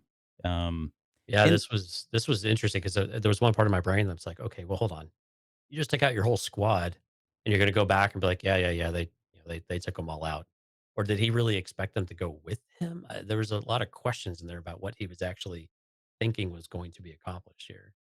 Yeah, I took it as it was because right in that moment he's talking about how they're the superior beings and they're not them. And he's saying it right in front of the TKs of all people too, right? And then why they didn't turn on him, like, kind of confused me. Well, they didn't turn their guns on him, but they did say when he told them to stand down, they said, no, we're not doing that. Right. Well, so at that point, I think Crosshair really had two reasons to kill him. One, he needed to make a point or maybe 2 points there that I don't care about these guys. They're inferior. Look how I'm going to take them out. with a single shot, right? Or They you, can't. Hunter. This is my gift to you. Yeah, exactly. Right. They're nothing. Look at this. This is what we can do. What they're not expecting it, and this is one single bolt. They're not in our league. We should be, we're a group. We're more powerful. We should be doing something that the Empire needs. That's super big and bad and powerful. The other thing is, they didn't follow orders, right? I mean, his whole thing is good soldiers follow orders. He just told them to stand down. They didn't do it. So what's he gonna do? He killed him like he killed what's his face back over on with the what was it the Yeah. Saul Guerrero's group, right? Right. Well, Same but kind hold of on. thing. But is Crosshair following orders at this point? No. No. Okay. I just want to make sure we're Yeah, and clear. I think in his mind, like I said, I think in his mind, yes, he wants it's the same thing with Kylo Ren and Darth Vader. They want him to come over the Empire, but what are they going to do? They're in their head, they've got bigger plans than just falling in line with the Emperor, just falling in line with an admiral. They want to come in, and I don't know, maybe in his head he's thinking, hey, I've got bigger plans here. We'll get in there, we'll become, really powerful, and we'll run circles around these guys, not knowing that, I don't know, Darth Vader's out there. But in his mind, yeah, these other guys, we'll ascend to power and take it over, and we'll become our own thing. And I said in the last episode that it did feel like there could be a chance that Crosshair would switch over, not entirely because of he's suddenly redeemed in some way and now hates the Empire. I don't, and it kind of played out a little bit here. I don't think he really cares, at least in my head. I don't think he really cares for the Empire one way or the other. I mean, it is what it is. He's a soldier. He needs purpose. We're getting into our Patreon stuff now, but he's a soldier. He wants purpose again. And if this is the only team to play on right now, then let's go play on this team and go back to doing what we're doing or what we did well and what we can do well, what we were created to do. Right. Yep. So, all right. Well, more later. Okay. Oh, and he hasn't even dropped the bombshell on us yet. So, but yeah, so now we get all of the we get Omega's idea coming to fruition, where they're going to get to have the epic Marvel team up Yep. as all the training droids come out all at once. Yeah, all at one time. And it's funny because that whole thing starts because when it starts, Crosshair and Hunter are like fighting each other, and there's a moment in there where Hunter has the advantage because he's got the high ground. Literally, he's standing above him, and he has a moment there to kind of take him out. But instead, he shoots the droid a couple times that's approaching on them. Right. And they're very clear about both of them seeing this and acknowledging that they just did that. And so then Crosshair returns the favor and takes out a droid just above, just past him. He could have shot and killed Hunter because it was a clear shot, but instead it went past him and took out the droid in front of him. And it was that moment. There's a lot of great moments in Star Wars, but at least for like Clone Wars, and I'm saying Clone Wars in general, this was up there. And that says a lot because we've had a lot of amazing moments in the Clone Wars series. But for me, this is pretty high up there because it was just we wanted it to happen. We all were a sucker for two people coming together that have been against each other for fighting, some kind of similar cause, AKA Kylo Ren and what's her name? Rey. Jeez. In Snoke's room, right? Throne room. Mm-hmm. But there's when they came together and then the music and the way that swelled and we got the chorus of it, which we haven't really had at all since episode 1. We've only had it in the intro and when the song ends, the music is at the ending. But this is the first time in episode that we actually got something like that with everybody there since that first episode, which I thought was brilliant. It was a really great moment. It was very much like Marvel's Avengers when they all finally come together. Yeah, that's a good one. Yeah, it was very inspiring of that scene where you get the swell of the music and it's very vibrant and very brassy and just very exciting. You just get pumped up, right? And the group's together and they're all doing what they need to do together to survive at this point. Yep, and so and I think I mentioned this already, but that whole sequence, they're doing a lot of the same tactics that they had before, and like riding a bike, really. They just kind of fall right into their natural positions, which is what Crosshair was trying to say. He was trying to say, this is what we do. This is what we're good at. Right. Look how well we did it. Yep. So they're doing all that. ESO's kind of, ESO2 is backing out slowly because of what's happened, what's erupted inside the training room. And she calls over to Rampart and says that Crosshair has lost control of the situation, which is an interesting choice of words. I don't think it really matters in the grand scheme of things. But I don't know if she saw him betray the squad, though. Yeah, I don't think so. She was knocked out. by AZ, right? I think, yeah. I think when she comes in, she sees them all working together, and she's like, "Oh, Well, she sees all the training droids because they're taking shots. The droids are taking shots at her. They started turning in on her, and she took one out, and then she backed out before another one could take her out. And then yeah, shuts the door and then calls Rampart that hey, everything's gone to hell. Let's just oh, go ahead okay." and So you didn't take it as he betrayed us or he's lost mm, control. So I was thinking lost control of the situation as he was supposed to convert them, and that didn't happen, and so in that regard, he lost control of the situation. But yours makes more sense. It's much more direct, I think. yeah. I don't think she had any way of knowing what all had transpired. And again, you don't always get a good sense of time and what everyone's doing, but Yeah. it seemed like she walked in and was like, "Whoa, what did I walk into?" And the Right. droids noticed her take some shots, and she's like, "All right, well, Yeah. Close the door. peace, I'm out," and let Rampart clean up the mess. Yep. Yeah, he says to evacuate all the remaining forces, which when it wasn't until I think the third or fourth viewing of this for me that I actually saw when she jumps into that shuttle, there's actually more TKs in there. Yep. So I was expecting like, you know, everybody was already gone at that point, but I don't know what they were doing. Maybe they were down in the cellar Well, tying up all the clones so that they could drown. Sorry. That's we had seen some earlier in the episode when they're in the corridors. They had some that were still taking supplies out, but it was a ghost town. Regardless, there were very few left. They had basically moved everyone out. Dante says, just realized that one of the female TK troopers is still alive underneath them. I wonder if that'll come into play. Yep. I don't know. Well, and I think he was coming in a little bit before we got to that point, but yeah, and then she does survive, and so I think he Oh, ends is up that the coming same around. one, ESO2? Yeah, I think he's talking about the SO2. Oh, okay. I thought it was one of the four that were standing around that got shot, but I guess they're Uh, dead. yeah, they were moving. Oh, okay. Yeah, they're dead. They're dead, Jim. Right. So yeah, so they take all the droids out, and of course Rampart's moving the ships into position, and then we get the showdown again between Hunter and someone. Of course, Hunter's this smart this time. He's already got his gun drawn. Hmm. Yeah. Yeah. But he's trying to appeal to Crosshair, saying, it's this chip in your head that's doing it. And then Crosshair drops the bomb that I don't I don't think it was necessarily a surprise for us, but it was definitely something that as soon as we got confirmation that he had the chip removed, it really made you question a whole lot of things, especially when he said it's been a while, right? Or a while ago. And we're like, well, how far back could it have been? Because remember, I went and rewatched episode one.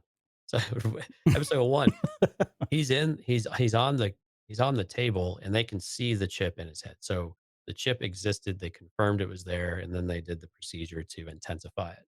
So we know that the chip was there. So I think we had speculated about this and we had a good chat about it in Discord, is that it's almost have to have only come out after the events on Braca, right?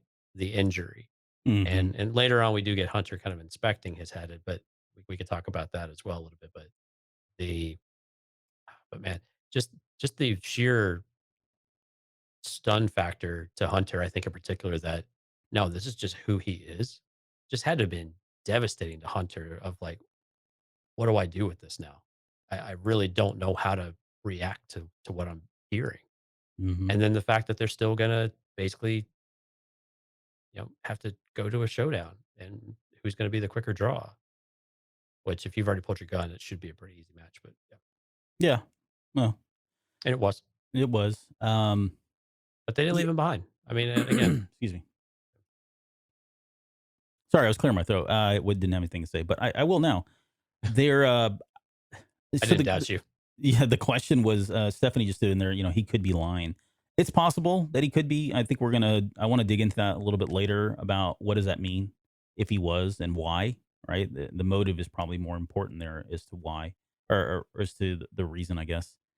Um, there's the one line of, since does it matter? That question of does it matter? Does it really matter in the grand scheme of things? Does it matter when his chip was removed? And if we remove Absolutely. ourselves, if we remove ourselves from the show, within the show, objectively, I don't think it does. If you're Hunter, it matters. Well, If it's personal. you're, Yeah, it's personal. Yeah. well, okay, hold that Okay. because I want to get into because I don't disagree that it does matter, but I don't think it matters that much when you think about what Crosshair is saying. It's not about the chip anymore. That's what I'm saying. It doesn't matter. It's not about the chip. It's about the betrayal.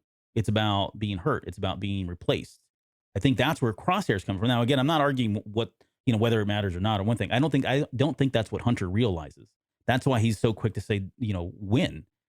That's irrelevant. He's not listening to what Crosshair's saying. This isn't about the chip anymore, right? So that's my perspective of it. But again, table that because I want to go back to we skipped over something. We skipped over the infamous line, "You may fire when ready," with Tarkin and see When ready. yeah, which was it Steven Stanton that did his voice again? Ooh, I think so. I But think it was because I saw him post something about it. it's perfect. He Yeah. usually does, but he's perfect when he does that. So he really nailed that. But it was interesting because he said, all essential personnel have been evacuated. The chief scientist has been evacuated. Mhm. The cloning technology, this was key. The cloning technology was now the property of the Empire. Right. And that speaks volumes about where we're going, right? That's the good old Empire that we knew. They got something out there they wanted, they just go ahead and take it, right? It's about a galactic conquest at this point. And this kind of really starts to cement a couple of things for me. Like I start drawing those conclusions, those lines, those direct lines to the Mandalorian, or direct lines to Dr. Pershing specifically, right? When we look at his, we talked about this during season 1 of the Mandalorian. He's got the Kamino jacket on, or the Kamino patch on his thing, which now it kind of really begs a lot of questions about why he would even have that, right? It's like, Right. oh, we don't have anything to put you in here. Here's an old uniform that we had from the Clone Wars. Throw that on, and that's our now uniform kind of thing. But why he's wearing that, I don't know. But then I started thinking, okay, well, maybe is he tied to Nala Se? Did he work with Nala Se? Did he learn from her?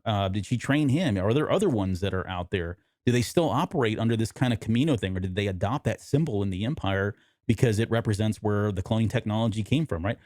And then mine goes into like, so what are they doing? Was it Snoke? This is what we talked about last week. Is it Snoke? Right. Is it Palpatine? Is it cloning Luke, or coming up with the next greatest clone trooper that's super enhanced, like Clone Force 99? Are they trying to capitalize on the technology and all the work that came before, and kind of recreate that super soldier serum kind of thing? All of that stuff I think opens up with just that one little quick scene, or at least it solidifies that there's probably a lot more there than we initially thought.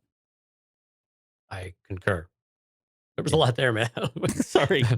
No, Uh, yeah, it's yeah. I sorry, I got pretty excited there, but it was a great moment, and we'll talk more. I'm sure. I'm hoping that we'll get more of what's going on there in the finale, but my gut tells me we may get more of that in season 2, which would be just fine because it sets up a lot of things. If they want to start running stuff in parallel, Yeah. that would be awesome. yeah, I don't see them really touching too much on Nala Se and the rest of the clones for last episode. We've got our hands full with just where we ended up, I think. Yeah. Yeah, man, there's a lot of questions that open up about just Nala Se and the Kaminoans, where they're at any point now, and what they're doing and where they're at, and who who's controlling what they're doing, and what planet are they on an Exegol or what now? Mm-hmm. There's so many different questions and so many different Ooh, paths you could really go. Yeah. Exegol is super intriguing to me. Yep. Um, I need to do that show. I've been talking about it. I need to do it with Darth Noctis.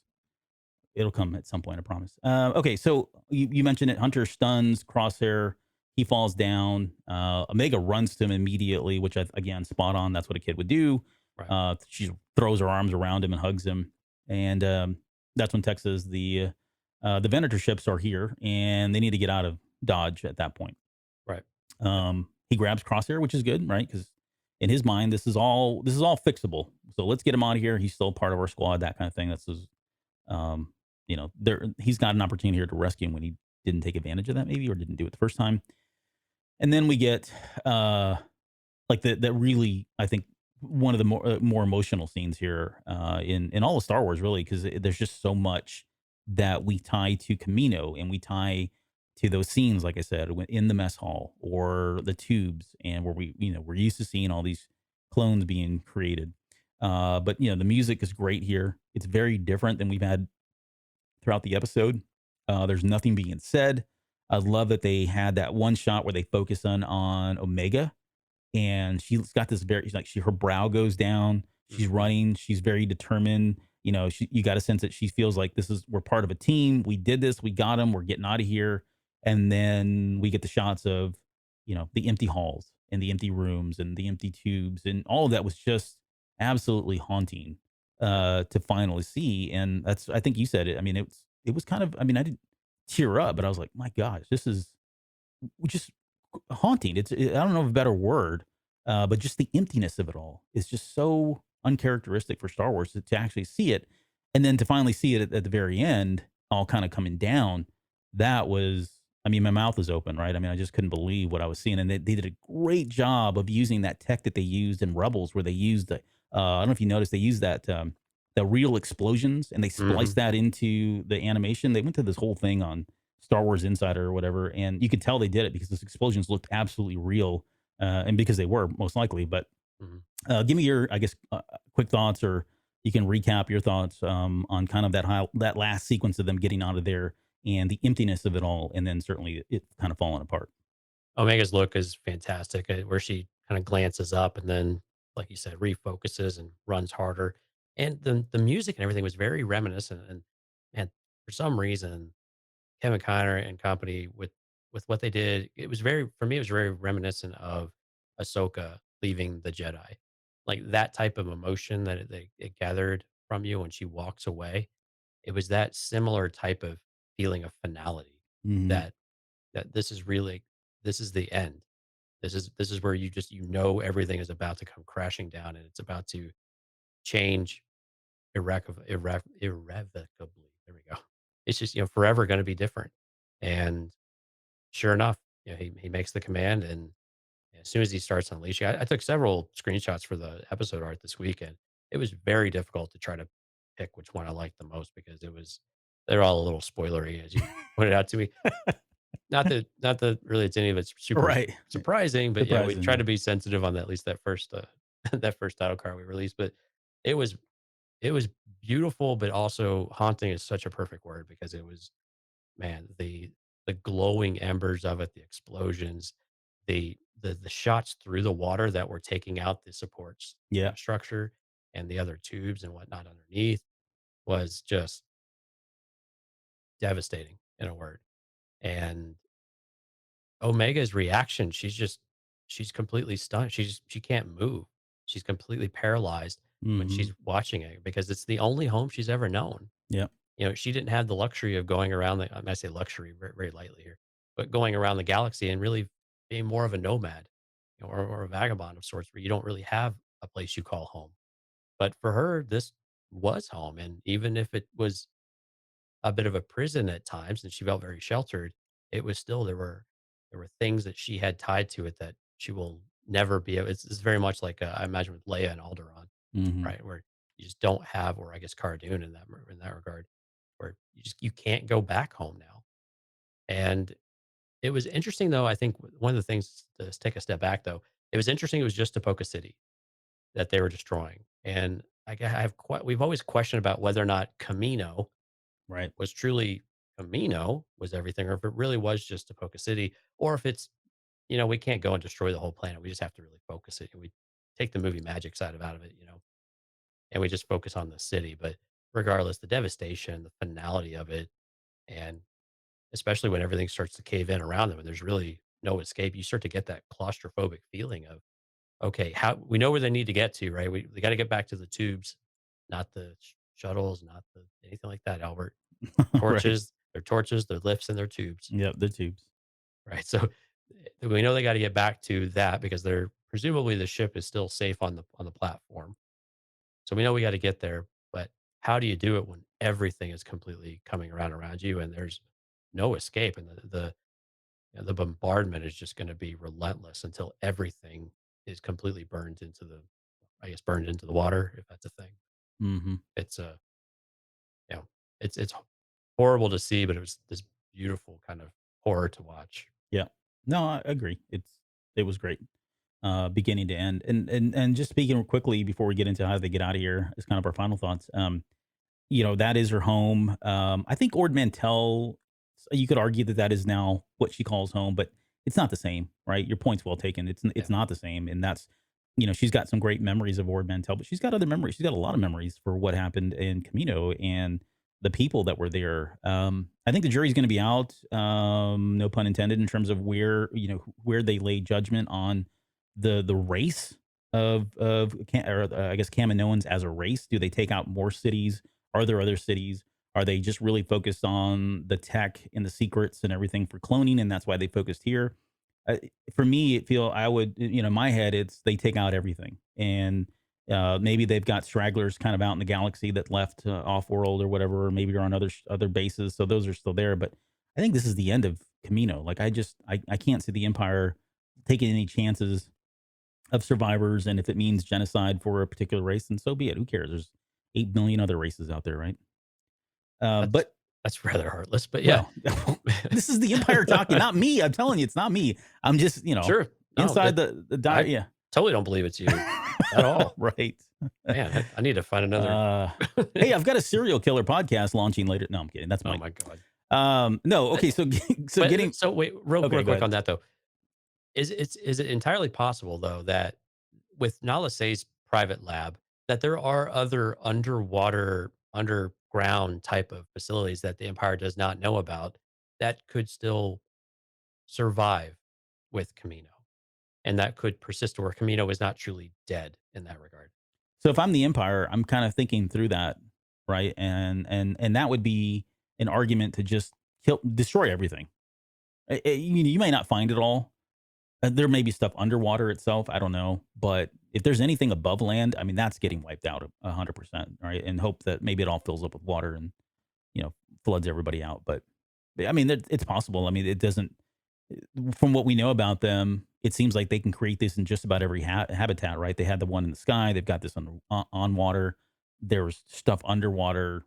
They've got some superior technology behind them, right? They seem like, no pun intended, light years ahead of a lot of what we see in Star Wars, where it's all gritty and mechanical looking. These guys seem like they're got their stuff together. So, what that does, though, why I don't know. I don't know if there's something there later on that they explore if they had to or whatever. But Right. I mean, it could explain Pershing a little bit too, though. true, yeah, but he's still kind of operating at that base, and maybe that's why he's got the uniform that he Or does. they find and they go back. That's purely another speculative episode. Hey, that's what we do. Okay, how do they get out of here? The easy answer is they probably just jump into a tube that's still working. Last minute, maybe it starts to flood. There's some drama there. They get out, swim up to the top, jump onto the ship, and get out of there. Probably. But would it be cool to see Omega jump on the back of AZ and hover across the water? We know she can fly. She gets in the ship. She goes and picks them up, rescues them at the last minute, or as they're drowning, or maybe one of them drowns and they resuscitate him. That to just add some really quick drama there at the beginning. I think that would be kind of cool, especially since you've got somebody that you got these guys that are really powerful, but they breathe air just like us, and they could drown. So, All right, maybe not. right. So the question that we've brought up a few weeks now, Death Watch. Who do you still have your money on? If someone's gonna bite it, who's it gonna be? I'm still thinking, hoping it's Wrecker, and I mean that with all due respect and love to Oh, Wrecker because I'm sure. Yeah, hoping someone's the gonna dead die. one. Is Yeah, yeah, it's great. yeah. But We're learning a lot about you tonight. somebody's got to think about these things, right? This is how stories made. Right. Talk to Kevin Scott, that sick bastard. I'm kidding. Would you see what Charles Soule did today? No, I didn't see what he did. He tweeted, "Feels good to be writing about Loden Greatstorm again." Oh, what a jerk. What does that mean? I didn't see that. I don't know. It messes with you though. All right, anyway, that's off topic. All right, spoilers. Sorry. Okay. Dang, why'd you tell me that? Now I'm like, starting the week. What's going on? How did you do that? Okay. No, but how do they get off planet? What are your thoughts on how they get out? That doesn't really, I mean, they're going to get off planet. We know they are, but it's always fun Yeah, to it's a talk matter about. it's a matter of who gets off planet or what kind of condition they're in. I mean, clearly Crosshair's going to survive now because I don't think there's any reason why he would sacrifice if he's stunned and being hauled around. Uh, I'm going to go on a limb and say no one dies though. Yeah.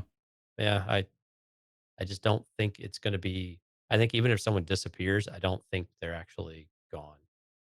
And That's very Star that, Warsy of you. No one's ever really gone. right, yeah, that's cliche. It is. But at this point, I don't know.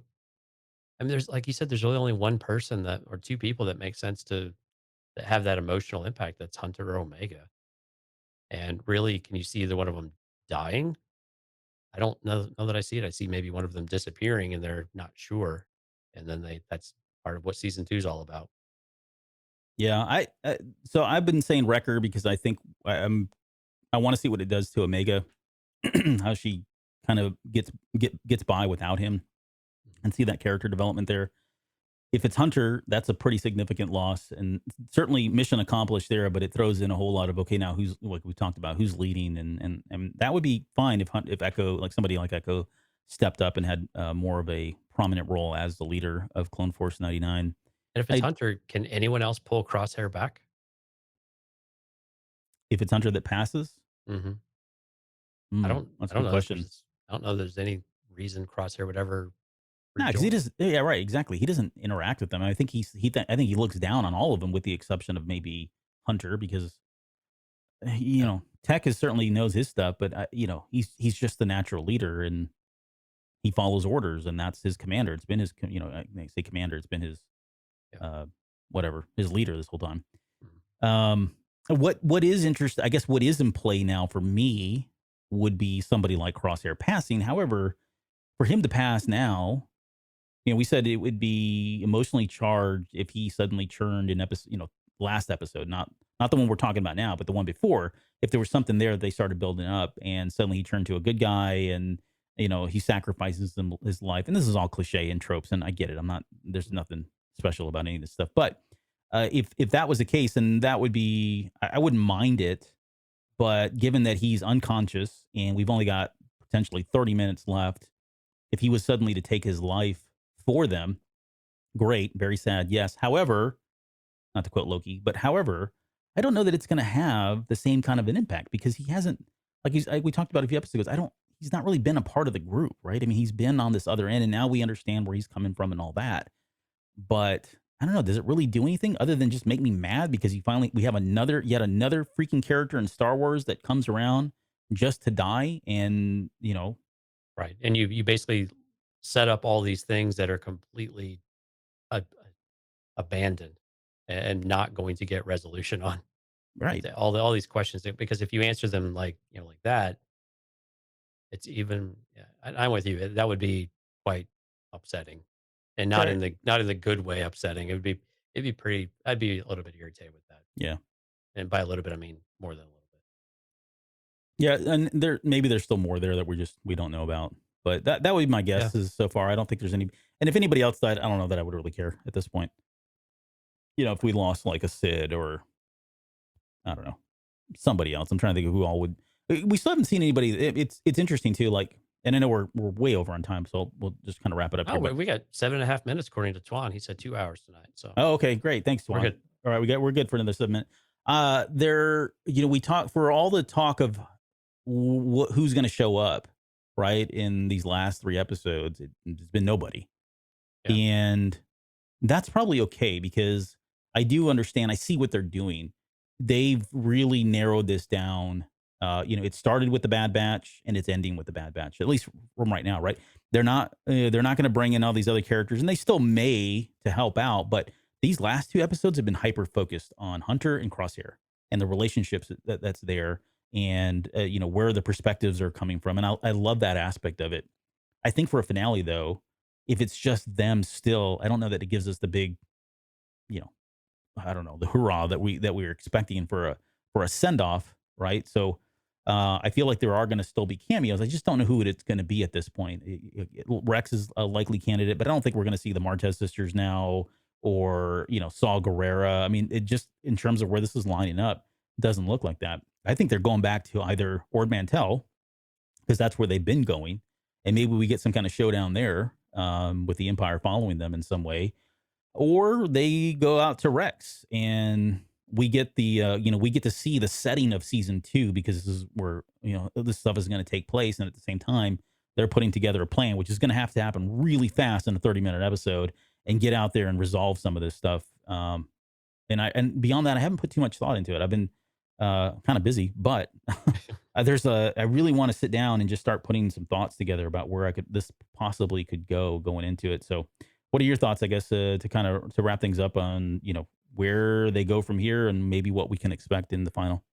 Well, and I think the one one aspect of the Death Watch we haven't really talked about is what happens if the Havoc Marauders is taken out, just like Mando. It's like Mando and the Razor Crest. Could be. I mean, that would be a way for Rex to come in and save the day, though, too, right? I mean, it wouldn't be beyond the realm of possibility, and actually really semi acceptable that if the ship is blown up, you'd have Rex come in because Rex presumably would know where they're at through Gregor, and there's ways you can make all that work without really much effort and with really no backstory. You don't need to go back and plan any of that out. But yeah, I mean, it's going to be an action packed last episode, last 30 minutes, 25, 30 minutes, whatever it's going to be, and I think where we go from here, I mean, it's really open ended. If we have to resolve this and see just what we're left with, and I think we'll have a very clear idea of at least the direction we're going to be headed. When they go back to Ormantel at the end of all of this, I think it makes a certain amount of sense because it's about the only thing they can call it. I wouldn't call it home, but a home base. And if they need a job or they need money, they've got Sid. And if something bad were to happen to one of them, I think that Sid might even take it easy on them for 5 or 10 minutes. I'm trying. Yeah, sorry, I got lost in thought. Dante says I think it's really tough to say where the finale is going to be. They probably need some. It needs to be more than just a simple escape. There's got to be some emotional pulls there. I think that it'll be dramatic. I'm with them. Well, I think that's where you have to consider is that okay, is this a separation of the team, not necessarily people dying, but the team gets separated and we have people lost now rather than dead. And I kind of feel like it's going to go something towards that direction. But again, this kind of goes back to season 2. How long have they been planning season 2? Or did they go ahead and build in kind of multiple endings just in case it didn't get renewed for a second season? Mm, So that'll be interesting to hear if that comes out over time, depending on what we get next week. yeah, and I'm still trying to I'm trying to force my way into how do we get to the underworld at this point either with or as I, well with one I episode think we've left. taken I think we've taken a pretty sharp detour away from it at this point. It's just depending on where this mental status of the team is after we get out of this. But it's getting to be very difficult. But again, if we do another 16 episodes, I mean, hell, we got another 3 or 4 or 5 that are going to be filler, so we can go back into the underworld. Right. There. Final thing, I promise. I've been meaning to talk about this because we talked about the music. So if you're not Mhm. listening to the soundtrack, they release them. So Apple, well, I don't know. There's other services Yeah, out there. Spotify's got it too. Yeah. Okay.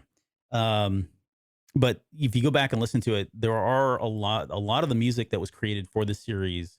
If you listen to Saving Private Ryan, it's very, very similar. And I don't know if that was by design or not, but what it did for me is this whole Death Watch thing came from that because I started thinking, okay, the parallels here is you've got in Saving Private Ryan. If you've never seen it, it's a movie came out with Steven Spielberg in Tom 97. Hanks. Yeah. Tom Yeah. Hanks is in it. 97. Matt Damon. The whole premise was the mission is a man, right? That was the tagline or something like that, right?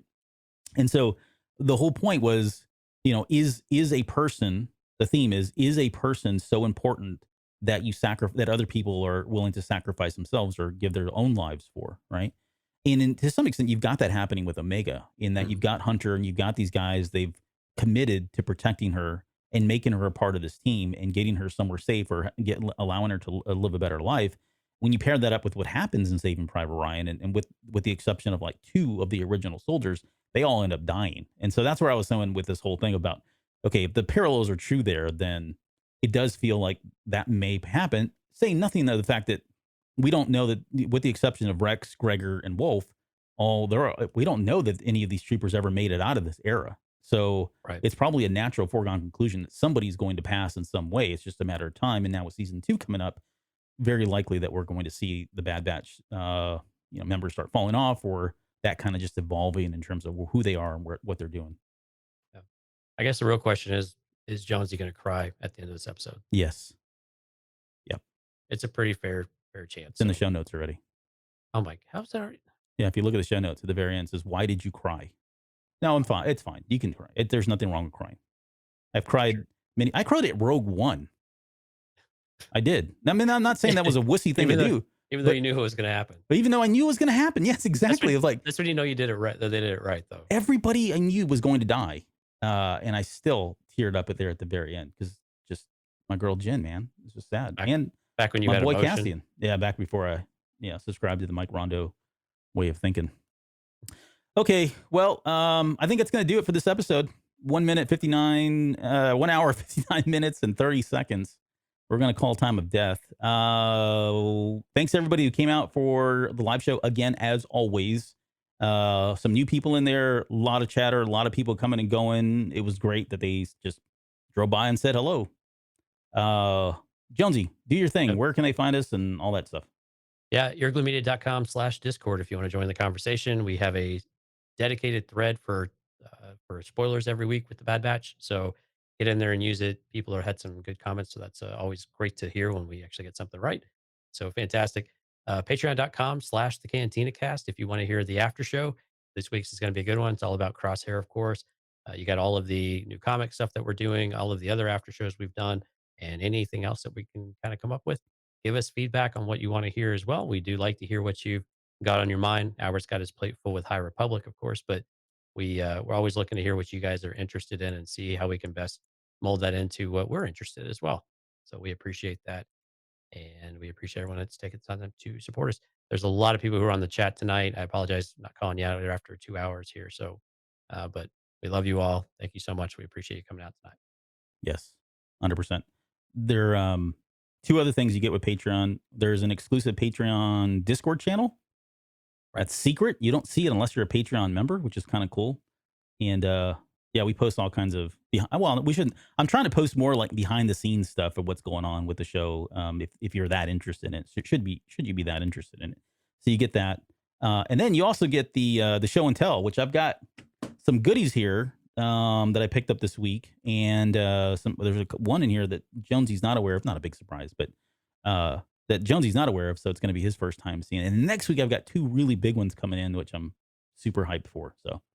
Yeah, and you won't want to miss the story of one of the items you got for show and tell. Oh, it's great. It's a perfect Albert story. It's the Force. The Force wills it. That's all I can say. Force all will right. be with you.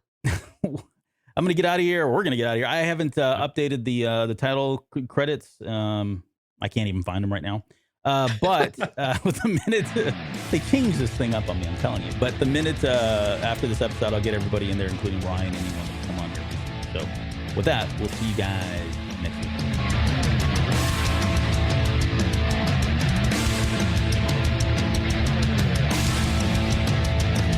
You're still listening? Wow, that's amazing. Well, I'm here to give you the disclaimer.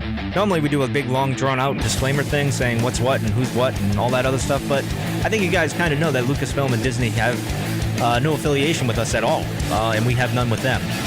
We talk about Star Wars, which is their property, and all that other good, fun stuff, but I think you can tell which is our stuff and which is their stuff. If you can't, well, then send a lawyer to send an email to me, and I'll be glad to chat with them. Other than that, you know what's what, so that's your disclaimer.